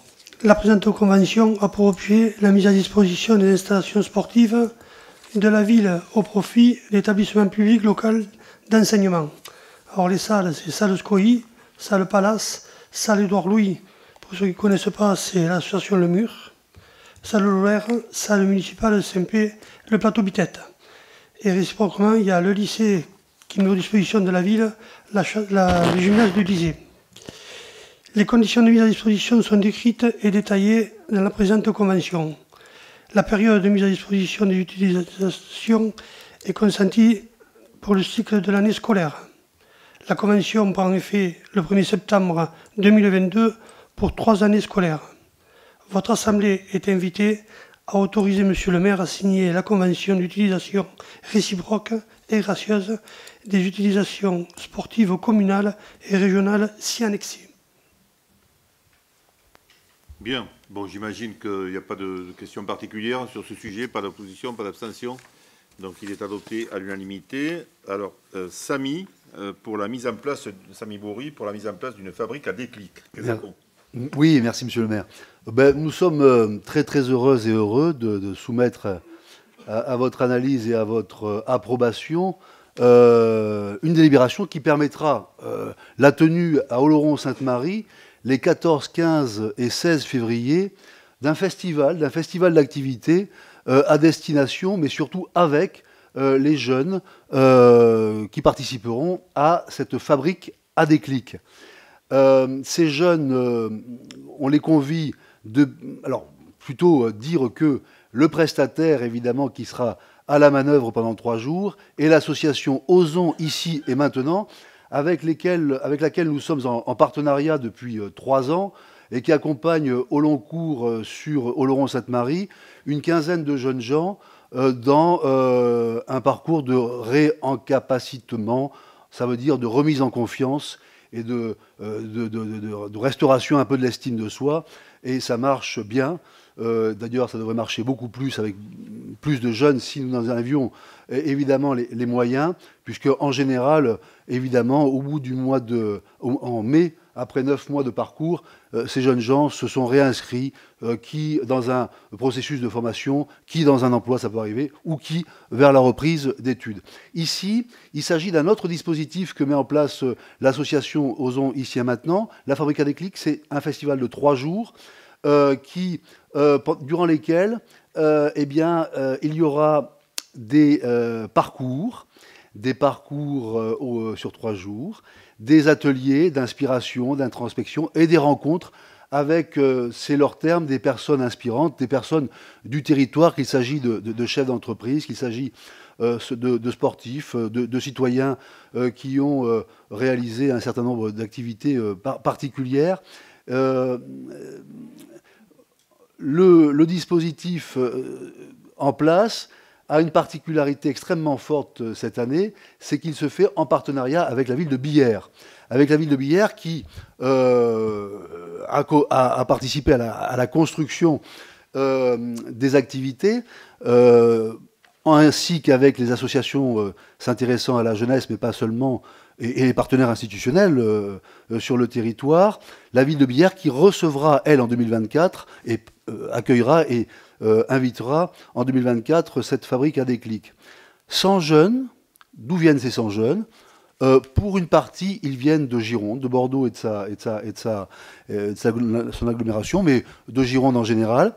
Ils viennent de Billère, mais ils viennent de l'agglomération paloise, et puis ils viennent, bien évidemment, d'Oloron-Sainte-Marie et du territoire. Aujourd'hui, sur les 100 places disponibles, 58-60 inscriptions. Il y a encore beaucoup donc, de places, mais c'est ainsi que ça se passe en général de la vie même des organisatrices de cette fabrique à déclic. Les 15 derniers jours, avec les jeunes, c'est comme ça, on s'inscrit au dernier moment.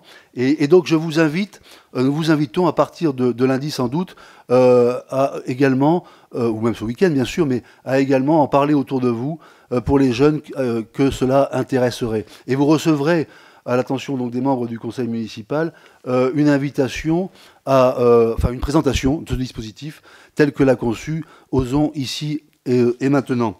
Ces ateliers, plutôt ces parcours, en dire quelques mots, des parcours autour de l'expression littéraire créative, du slam, de l'orientation, mais pas simplement de l'orientation scolaire, de l'orientation dans la vie en général, des parcours sur la glisse urbaine, avec bien sûr l'association des skateurs Oloronais, du théâtre, de la découverte et de la pratique médiatique, de la construction de projets, de la méthodologie de projets pour les jeunes gens qui s'y adonneront.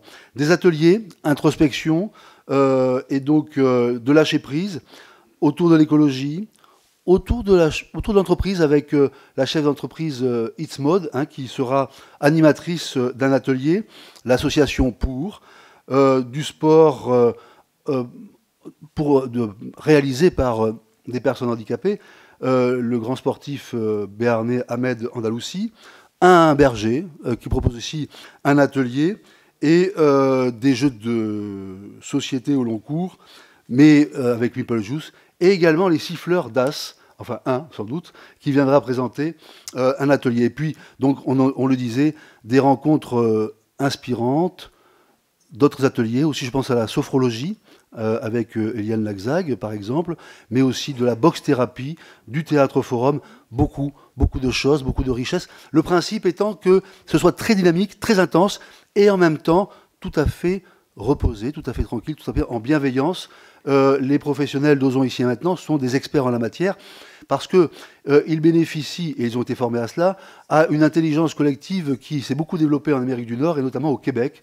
C'est un dispositif qui a fait florès au Québec et qui a importé depuis quelques années en Europe, et en particulier en France. Voilà ce que je voulais vous dire. Alors, le lieu, remercions le lycée Jules Supervielle et son proviseur et toute l'équipe, la communauté de travailleurs qui permettront l'accueil pendant le temps des vacances de nos 100 jeunes. Et puis vous dire aussi que, en co-construction, le titre qui a été retenu avec l'ensemble des intervenants et qui ont préparé donc les ateliers et les parcours, c'est « Adopte ton territoire, notre beau territoire béarnais », bien évidemment. Après cet exposé, votre Assemblée est donc invitée à approuver la mise en place d'une fabrique à déclic en février, enfin les 14, 15 et 16 février, à Oloron-Sainte-Marie au lycée Jules Supervielle, et s'engage à participer à la co-construction de celle-ci à Billère et avec la commune de Billère en 2024, et pour le financement, une modeste part, car c'est bien plus élevé que les 2500 € de subvention exceptionnelle que nous vous proposons, demandons d'attribuer à l'association Ozon ici et maintenant. Bien, merci à Samy pour cet exposé circonstancié. Est-ce que cette délibération, ce projet amène des commentaires de votre part, ou des questions, des interrogations, des précisions? S'il n'y en a pas, donc je le mets aussi aux voix. Donc qui s'abstient, qui est contre, donc il est adopté à l'unanimité. Il convient de renforcer, merci Samy, oui. Il convient de renforcer le périmètre de protection des puits du Ver. Monsieur Couto-Carrera.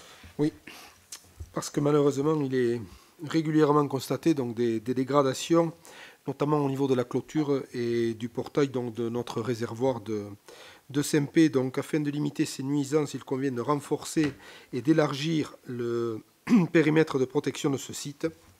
Et pour ce faire, il est proposé de rattacher la partie du chemin rural jouxtant le site et située entre les parcelles AI numéro 148 et AI numéro 56 sur une longueur totale d'environ 45 mètres. Cette disposition permettra de supprimer une zone isolée, comme vous avez pu vous en rendre compte donc, sur les photos et les plans qui sont joints en annexe. Des mesures permettant un accès à la totalité des parcelles desservies par le chemin rural seront mises en place. La division du chemin rural fera l'objet d'un bornage, de l'établissement d'un document d'arpentage, et l'ensemble du dossier sera bien évidemment transmis au service du cadastre de Pau. Des travaux de création de clôture donc, et de déplacement du portail d'accès pourront être alors engagés. Cette délibération a reçu l'avis favorable à l'unanimité du Conseil d'exploitation du 13 janvier dernier, et votre Assemblée est donc invitée à approuver le présent rapport et émettre un avis favorable à ce découpage.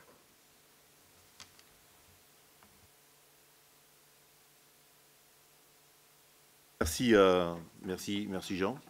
Bon, tout est dit dans le rapport. Hein. Donc pour la protection nos sources donc, et de notre approvisionnement à nous. On sollicite les puits du Ver, hein, notamment quand les lacs de montagne baissent de niveau et que la source du Lourteau n'est pas en capacité d'alimenter. Ça s'est produit l'été dernier. Donc il convient de les protéger autant que l'on peut. Donc est-ce qu'il y a des oppositions, des abstentions? Non. Donc le rapport est adopté à l'unanimité. Alors, toujours Jean, avec la régularisation du terrain dont je vous ai parlé au tout début. Non, je ne sais plus si j'en ai parlé. Non, je ne pense pas. Ouais. C'est une vieille histoire. Oui. C'est même une très vieille histoire, oui, puisqu'il s'agit de la régularisation d'un échange de terrain qui est situé à la zone Lanneretonne. C'est la régularisation en fait d'un acte notarié qui a été établi en 2002 et qui n'avait pas pris en considération donc, la rétrocession d'une parcelle de 25 mètres carrés. Donc votre Assemblée est invitée a décidé de céder la parcelle numéro 124 d'une superficie de 25 mètres carrés à l'euro symbolique, autoriser Monsieur le maire à signer tous les actes notariés nécessaires à la vente ainsi que toutes les pièces nécessaires à la réalisation de cette cession et autoriser Monsieur le maire à engager toutes les dépenses inhérentes aux frais notariés. Bien, merci, merci Jean. Régularisation qui va libérer. C'était 25 mètres carrés, je crois. Oui, 25 mètres. 25 mètres carrés qui avait pour but de géométriser un terrain, de le rendre plus... et puis ça avait été inscrit chez le notaire et pas à la mairie, ou à la mairie et pas chez le notaire, ou les deux, je ne sais pas. Donc, personne ne s'oppose, personne ne s'abstient. Donc le rapport est adopté à l'unanimité. Et notre conseil municipal va s'achever assez tôt, finalement. Voilà, on va pouvoir aller voir le match. Il y a un match de handball, France-Suède. Alors, moi, j'ai aussi un dernier mot à dire. Il y a Nathalie Pastor qui a demandé la parole, Raymond Villalba. Moi, je voulais vous dire simplement qu'il est à prévoir une semaine perturbée, pas que sur le plan de la météo, je ne sais pas ce qu'on annonce sur le plan de la neige, mais sur le plan social, avec une nouvelle manifestation qui est prévue lundi et sans doute assez massivement une participation... Mardi, j'ai dit lundi, ouais. Mardi matin, et sans doute une participation assez massive de nos personnels qui est annoncée. Elle est à l'identique de mardi dernier, à peu près certainement. Alors, on est dans une assemblée communale, hein, mais j'ai eu l'occasion de le dire lors des vœux.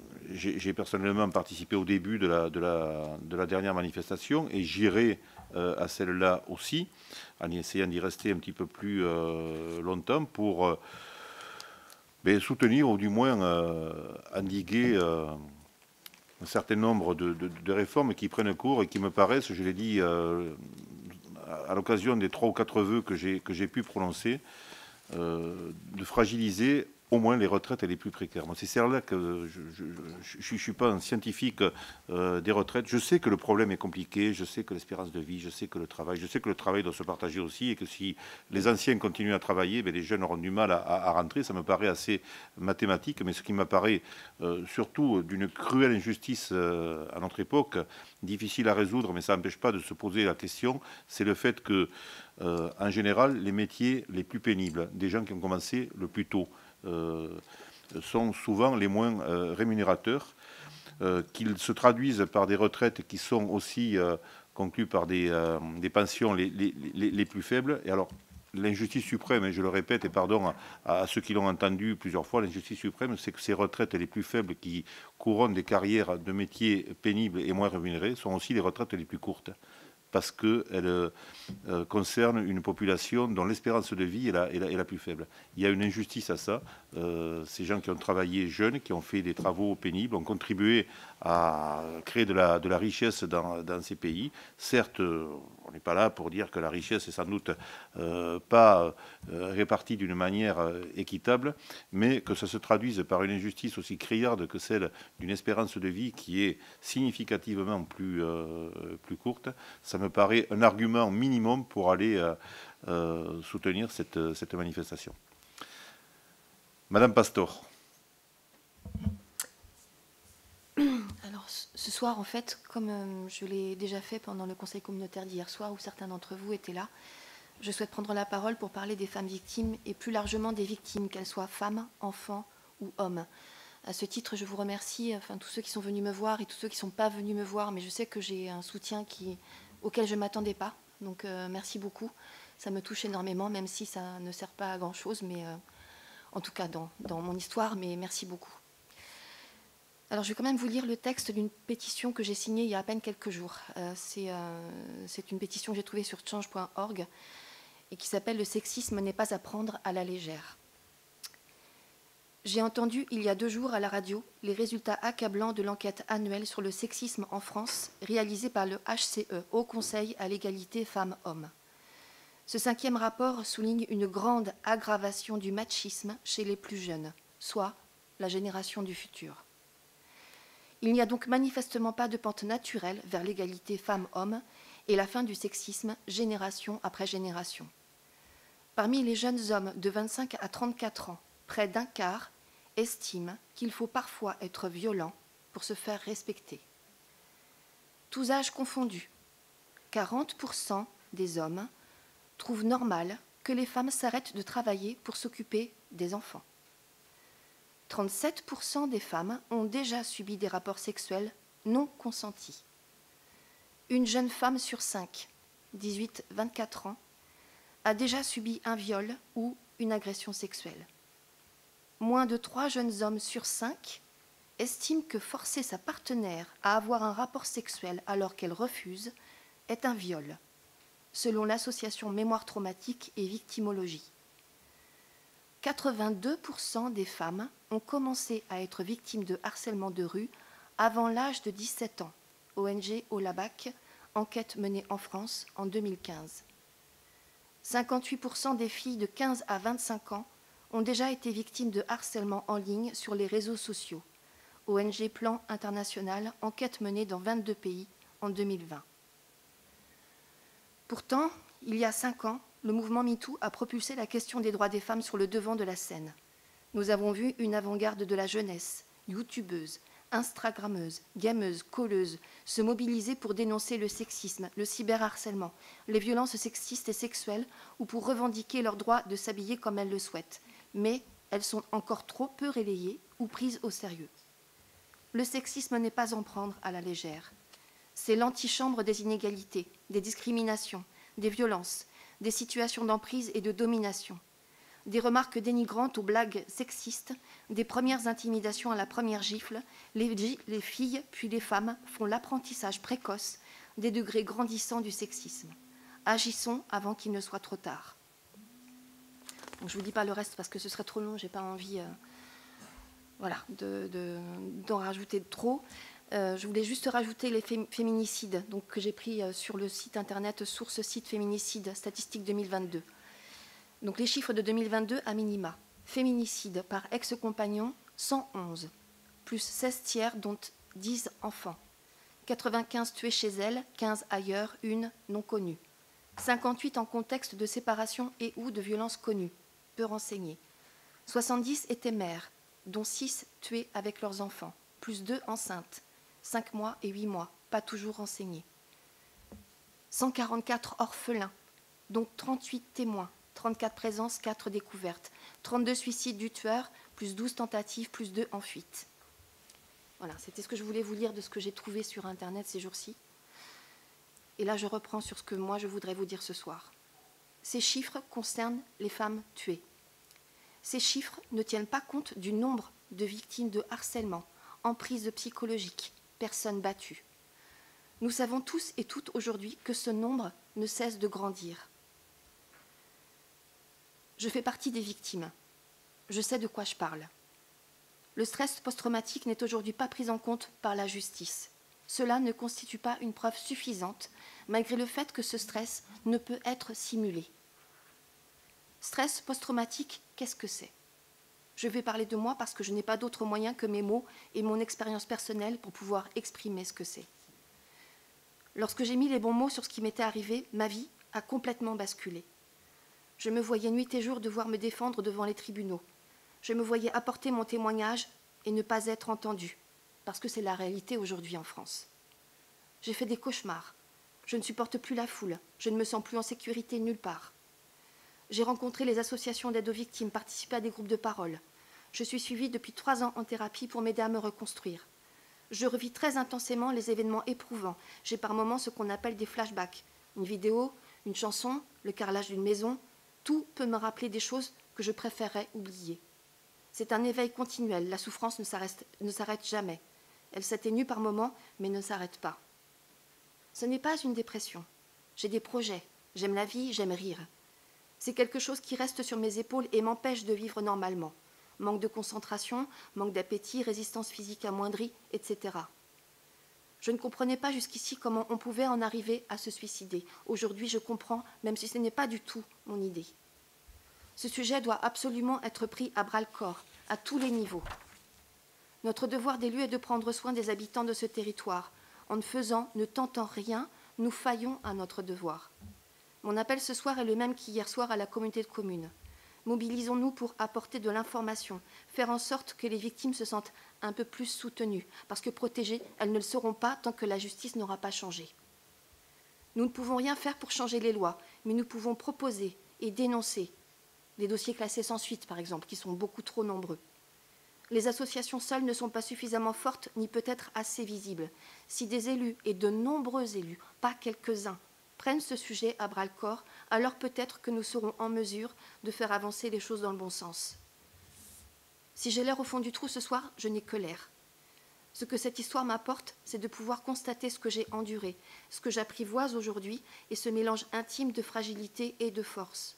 Je voudrais que chaque victime soit capable de voir ça, cette force. Nous sommes encore là, debout, contre vents et marées. Je pense que ce que je dis ne me servira pas, mais peut donner de l'espoir et de la force aux autres victimes. C'est mon but ce soir. Merci. Je salue, Nathalie, ton courage dans ta prise de parole. Et je ne peux effectivement, évidemment, que adhérer à tes propos alarmistes quant à une situation qui perdure malheureusement ici comme ailleurs. Je voudrais quand même rappeler que sur Oloron, depuis 2020, des choses sont mises en place. Effectivement, ce n'est pas suffisant. Il faut espérer que ça se développe sur tout le territoire. Hein. Donc il y a une permanence d'accueil qui a été mise en place pour recevoir les femmes et les hommes aussi, il y en a, victimes de violences conjugales, pour recevoir les enfants. Le CDAD a mis à disposition pour la ville d'Oloron et le territoire 40 bons de consultation gratuits pour des avocats, et donc à destination des femmes, mais aussi des enfants. Les enfants peuvent avoir leur propre avocat. Le CIDFF vient faire des permanences aussi.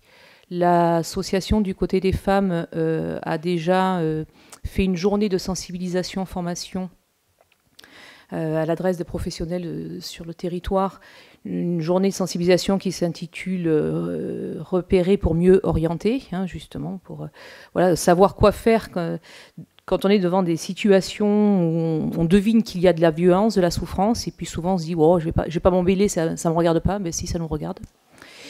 Ne rien faire, c'est non-assistance à personne en danger. Hein. Il ne faut pas tourner le regard devant la souffrance qui nous est donnée à voir. Il y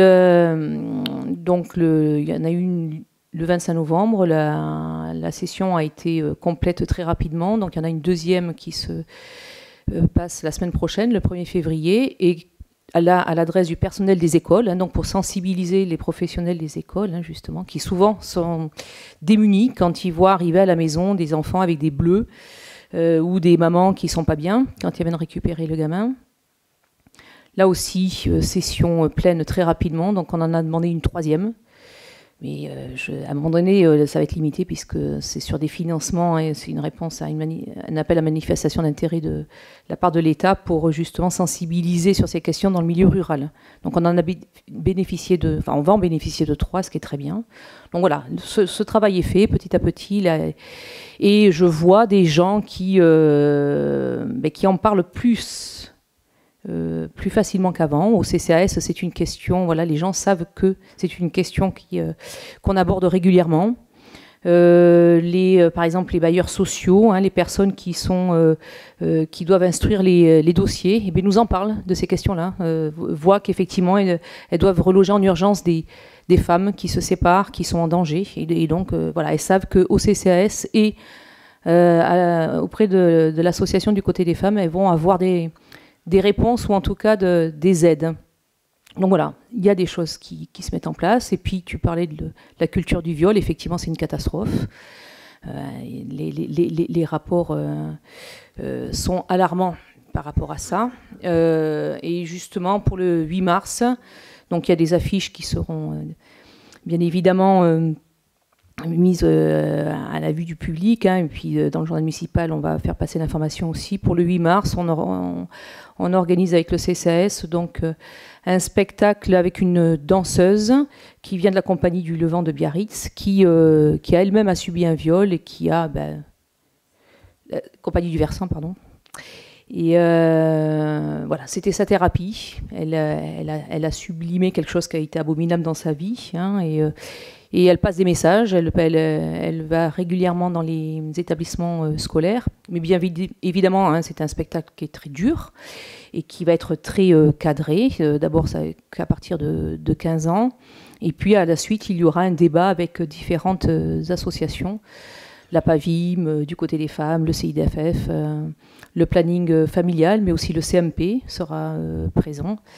Et le CDAD. Donc voilà, vous serez enfermés plus amplement, mais voilà des actions où on va encore une petite graine de semer, et où là on va parler effectivement du problème du viol, mais aussi de l'inceste. Voilà. Et on a, avec Sandra, on va voir aussi les acteurs de la CCHB pour voir ce qu'on peut mettre en commun. Donc voilà. Mais je sais, Nathalie, que c'est largement loin d'être suffisant et qu'il y a toujours plus à faire, mais on peut considérer quand même que depuis quelque temps là, on est parti de rien, et il y a quand même pas mal de choses qui ont été mises en place, et ça va continuer. Est-ce que je peux apporter une précision par rapport à ce que tu es en train de dire? Déjà, merci beaucoup pour toutes ces précisions, parce que je sais qu'il se passe beaucoup de choses et qu'il y a des moyens financiers derrière, etc. Moi, ce que je dénonce là ce soir, c'est vraiment au niveau justice. Il y a de gros efforts, il y a vraiment beaucoup de choses qui sont mises en place. Les associations sur le terrain n'ont pas assez de moyens financiers, ni humainement, par rapport aux demandes qui sont de plus en plus présentes. Enfin, il y a de plus en plus de demandes, et donc forcément, les travailleurs sociaux se sentent impuissants, les gendarmes. Enfin, j'ai rencontré vraiment beaucoup de gens qui travaillent vraiment sur le terrain, et il y a une impuissance par rapport à la justice. Et moi, ce que j'aimerais qu'on fasse, qu'on essaye de travailler ensemble, c'est de faire un travail commun entre élus pour que les associations puissent justement avoir un peu plus de pouvoir par rapport à ça, qu'on puisse nous dire, voilà, on est tant d'élus, on signe tous une pétition ou quelque chose, on le donne au procureur de la République à Pau, que ça remonte à Paris, je ne sais pas, c'est vraiment des idées, mais c'est vraiment au niveau de la justice où je sens qu'il y a le plus de besoins. Et c'est dans ce sens que je parle de ça ce soir, comme je l'ai fait au Conseil communautaire hier soir. Merci. Merci Nathalie.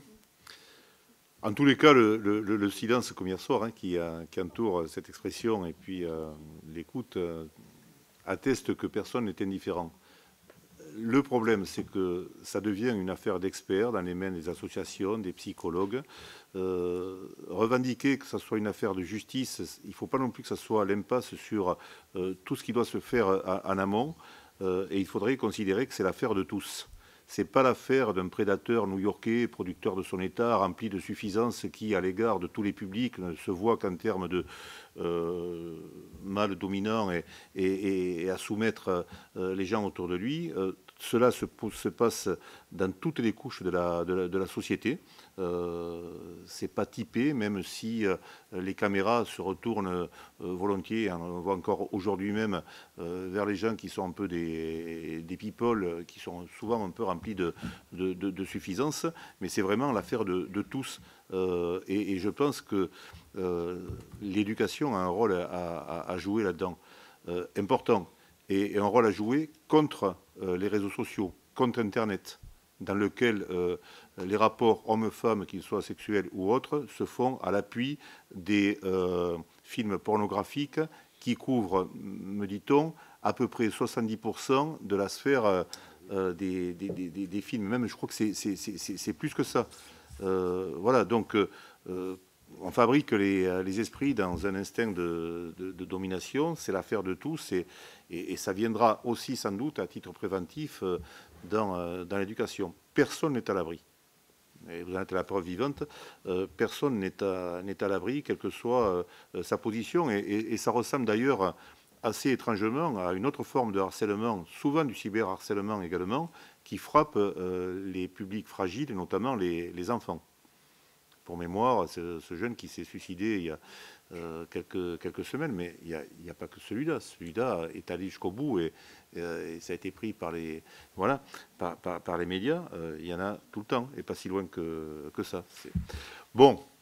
En tous les cas, j'espère que le fait de l'avoir partagé, ça ne contribuera pas qu'à en aider d'autres, ça contribuera aussi à vous aider à vous personnellement, Nathalie. Alors Raymond Villalba avait demandé la parole. Oui, oui, après ce moment difficile, tragique, moi je veux simplement apporter une information sur le travail de la commission transfrontalière. Du 13 au 24 février va être installée au hall de la salle Géliotte une exposition 1620, c'était l'année où la renaissance de la Navarre.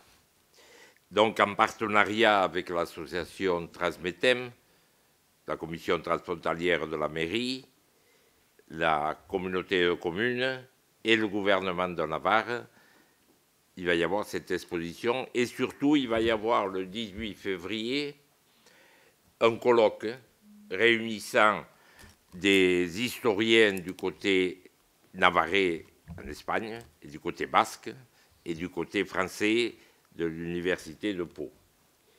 Donc je vous invite à venir voir bien sûr cette exposition, à venir écouter ce colloque, ces historiens, et participer aussi peut-être à la discussion sur ce qu'était la Navarre et ce qu'est la Navarre aujourd'hui.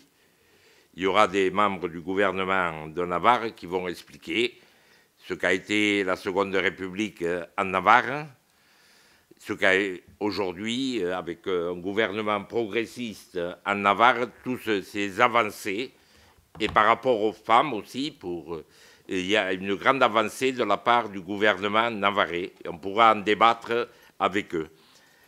Donc j'ai besoin aussi de vous pour tenir les permanences. Donc je vous ferai passer une petite feuille et vous vous inscrirez. C'est que 2 heures pour chacun, donc 2 heures qu'on peut amener à que cette exposition et ce colloque soient une réussite. Et je tiens à dire aussi, comme l'a écrit M. le maire, qu'Oloron est un carrefour. Un carrefour, j'étais ce soir aussi à une exposition portugaise sur ce qu'était le fameux consul de Bordeaux qui a sauvé pas mal de juifs pendant l'occupation, en leur donnant des visas pour pouvoir quitter le territoire français. Donc, Oloron, c'est vrai que c'est l'exil aussi, et aussi dans la situation où on vit aujourd'hui, on voit beaucoup de nuages noirs en Europe, avec cette guerre terrible en Ukraine, mais aussi la montée de l'intolérance, la montée de l'extrême droite en Europe, qui est un danger. Et c'est vrai qu'on parlait, pour le problème que vous avez soulevé, Madame Pastor, de la transmission aux jeunes générations, mais aussi il faut transmettre aux jeunes générations ce qui s'est passé il y a 70 ans sur le territoire européen, les 50 millions de morts, l'assassinat dans les camps d'extermination des Juifs, tout ce qui se passe à l'heure actuelle, à moi, me fait peur, Et je tiens à dire qu'il va falloir serrer les coudes, dans les mois futurs. Merci.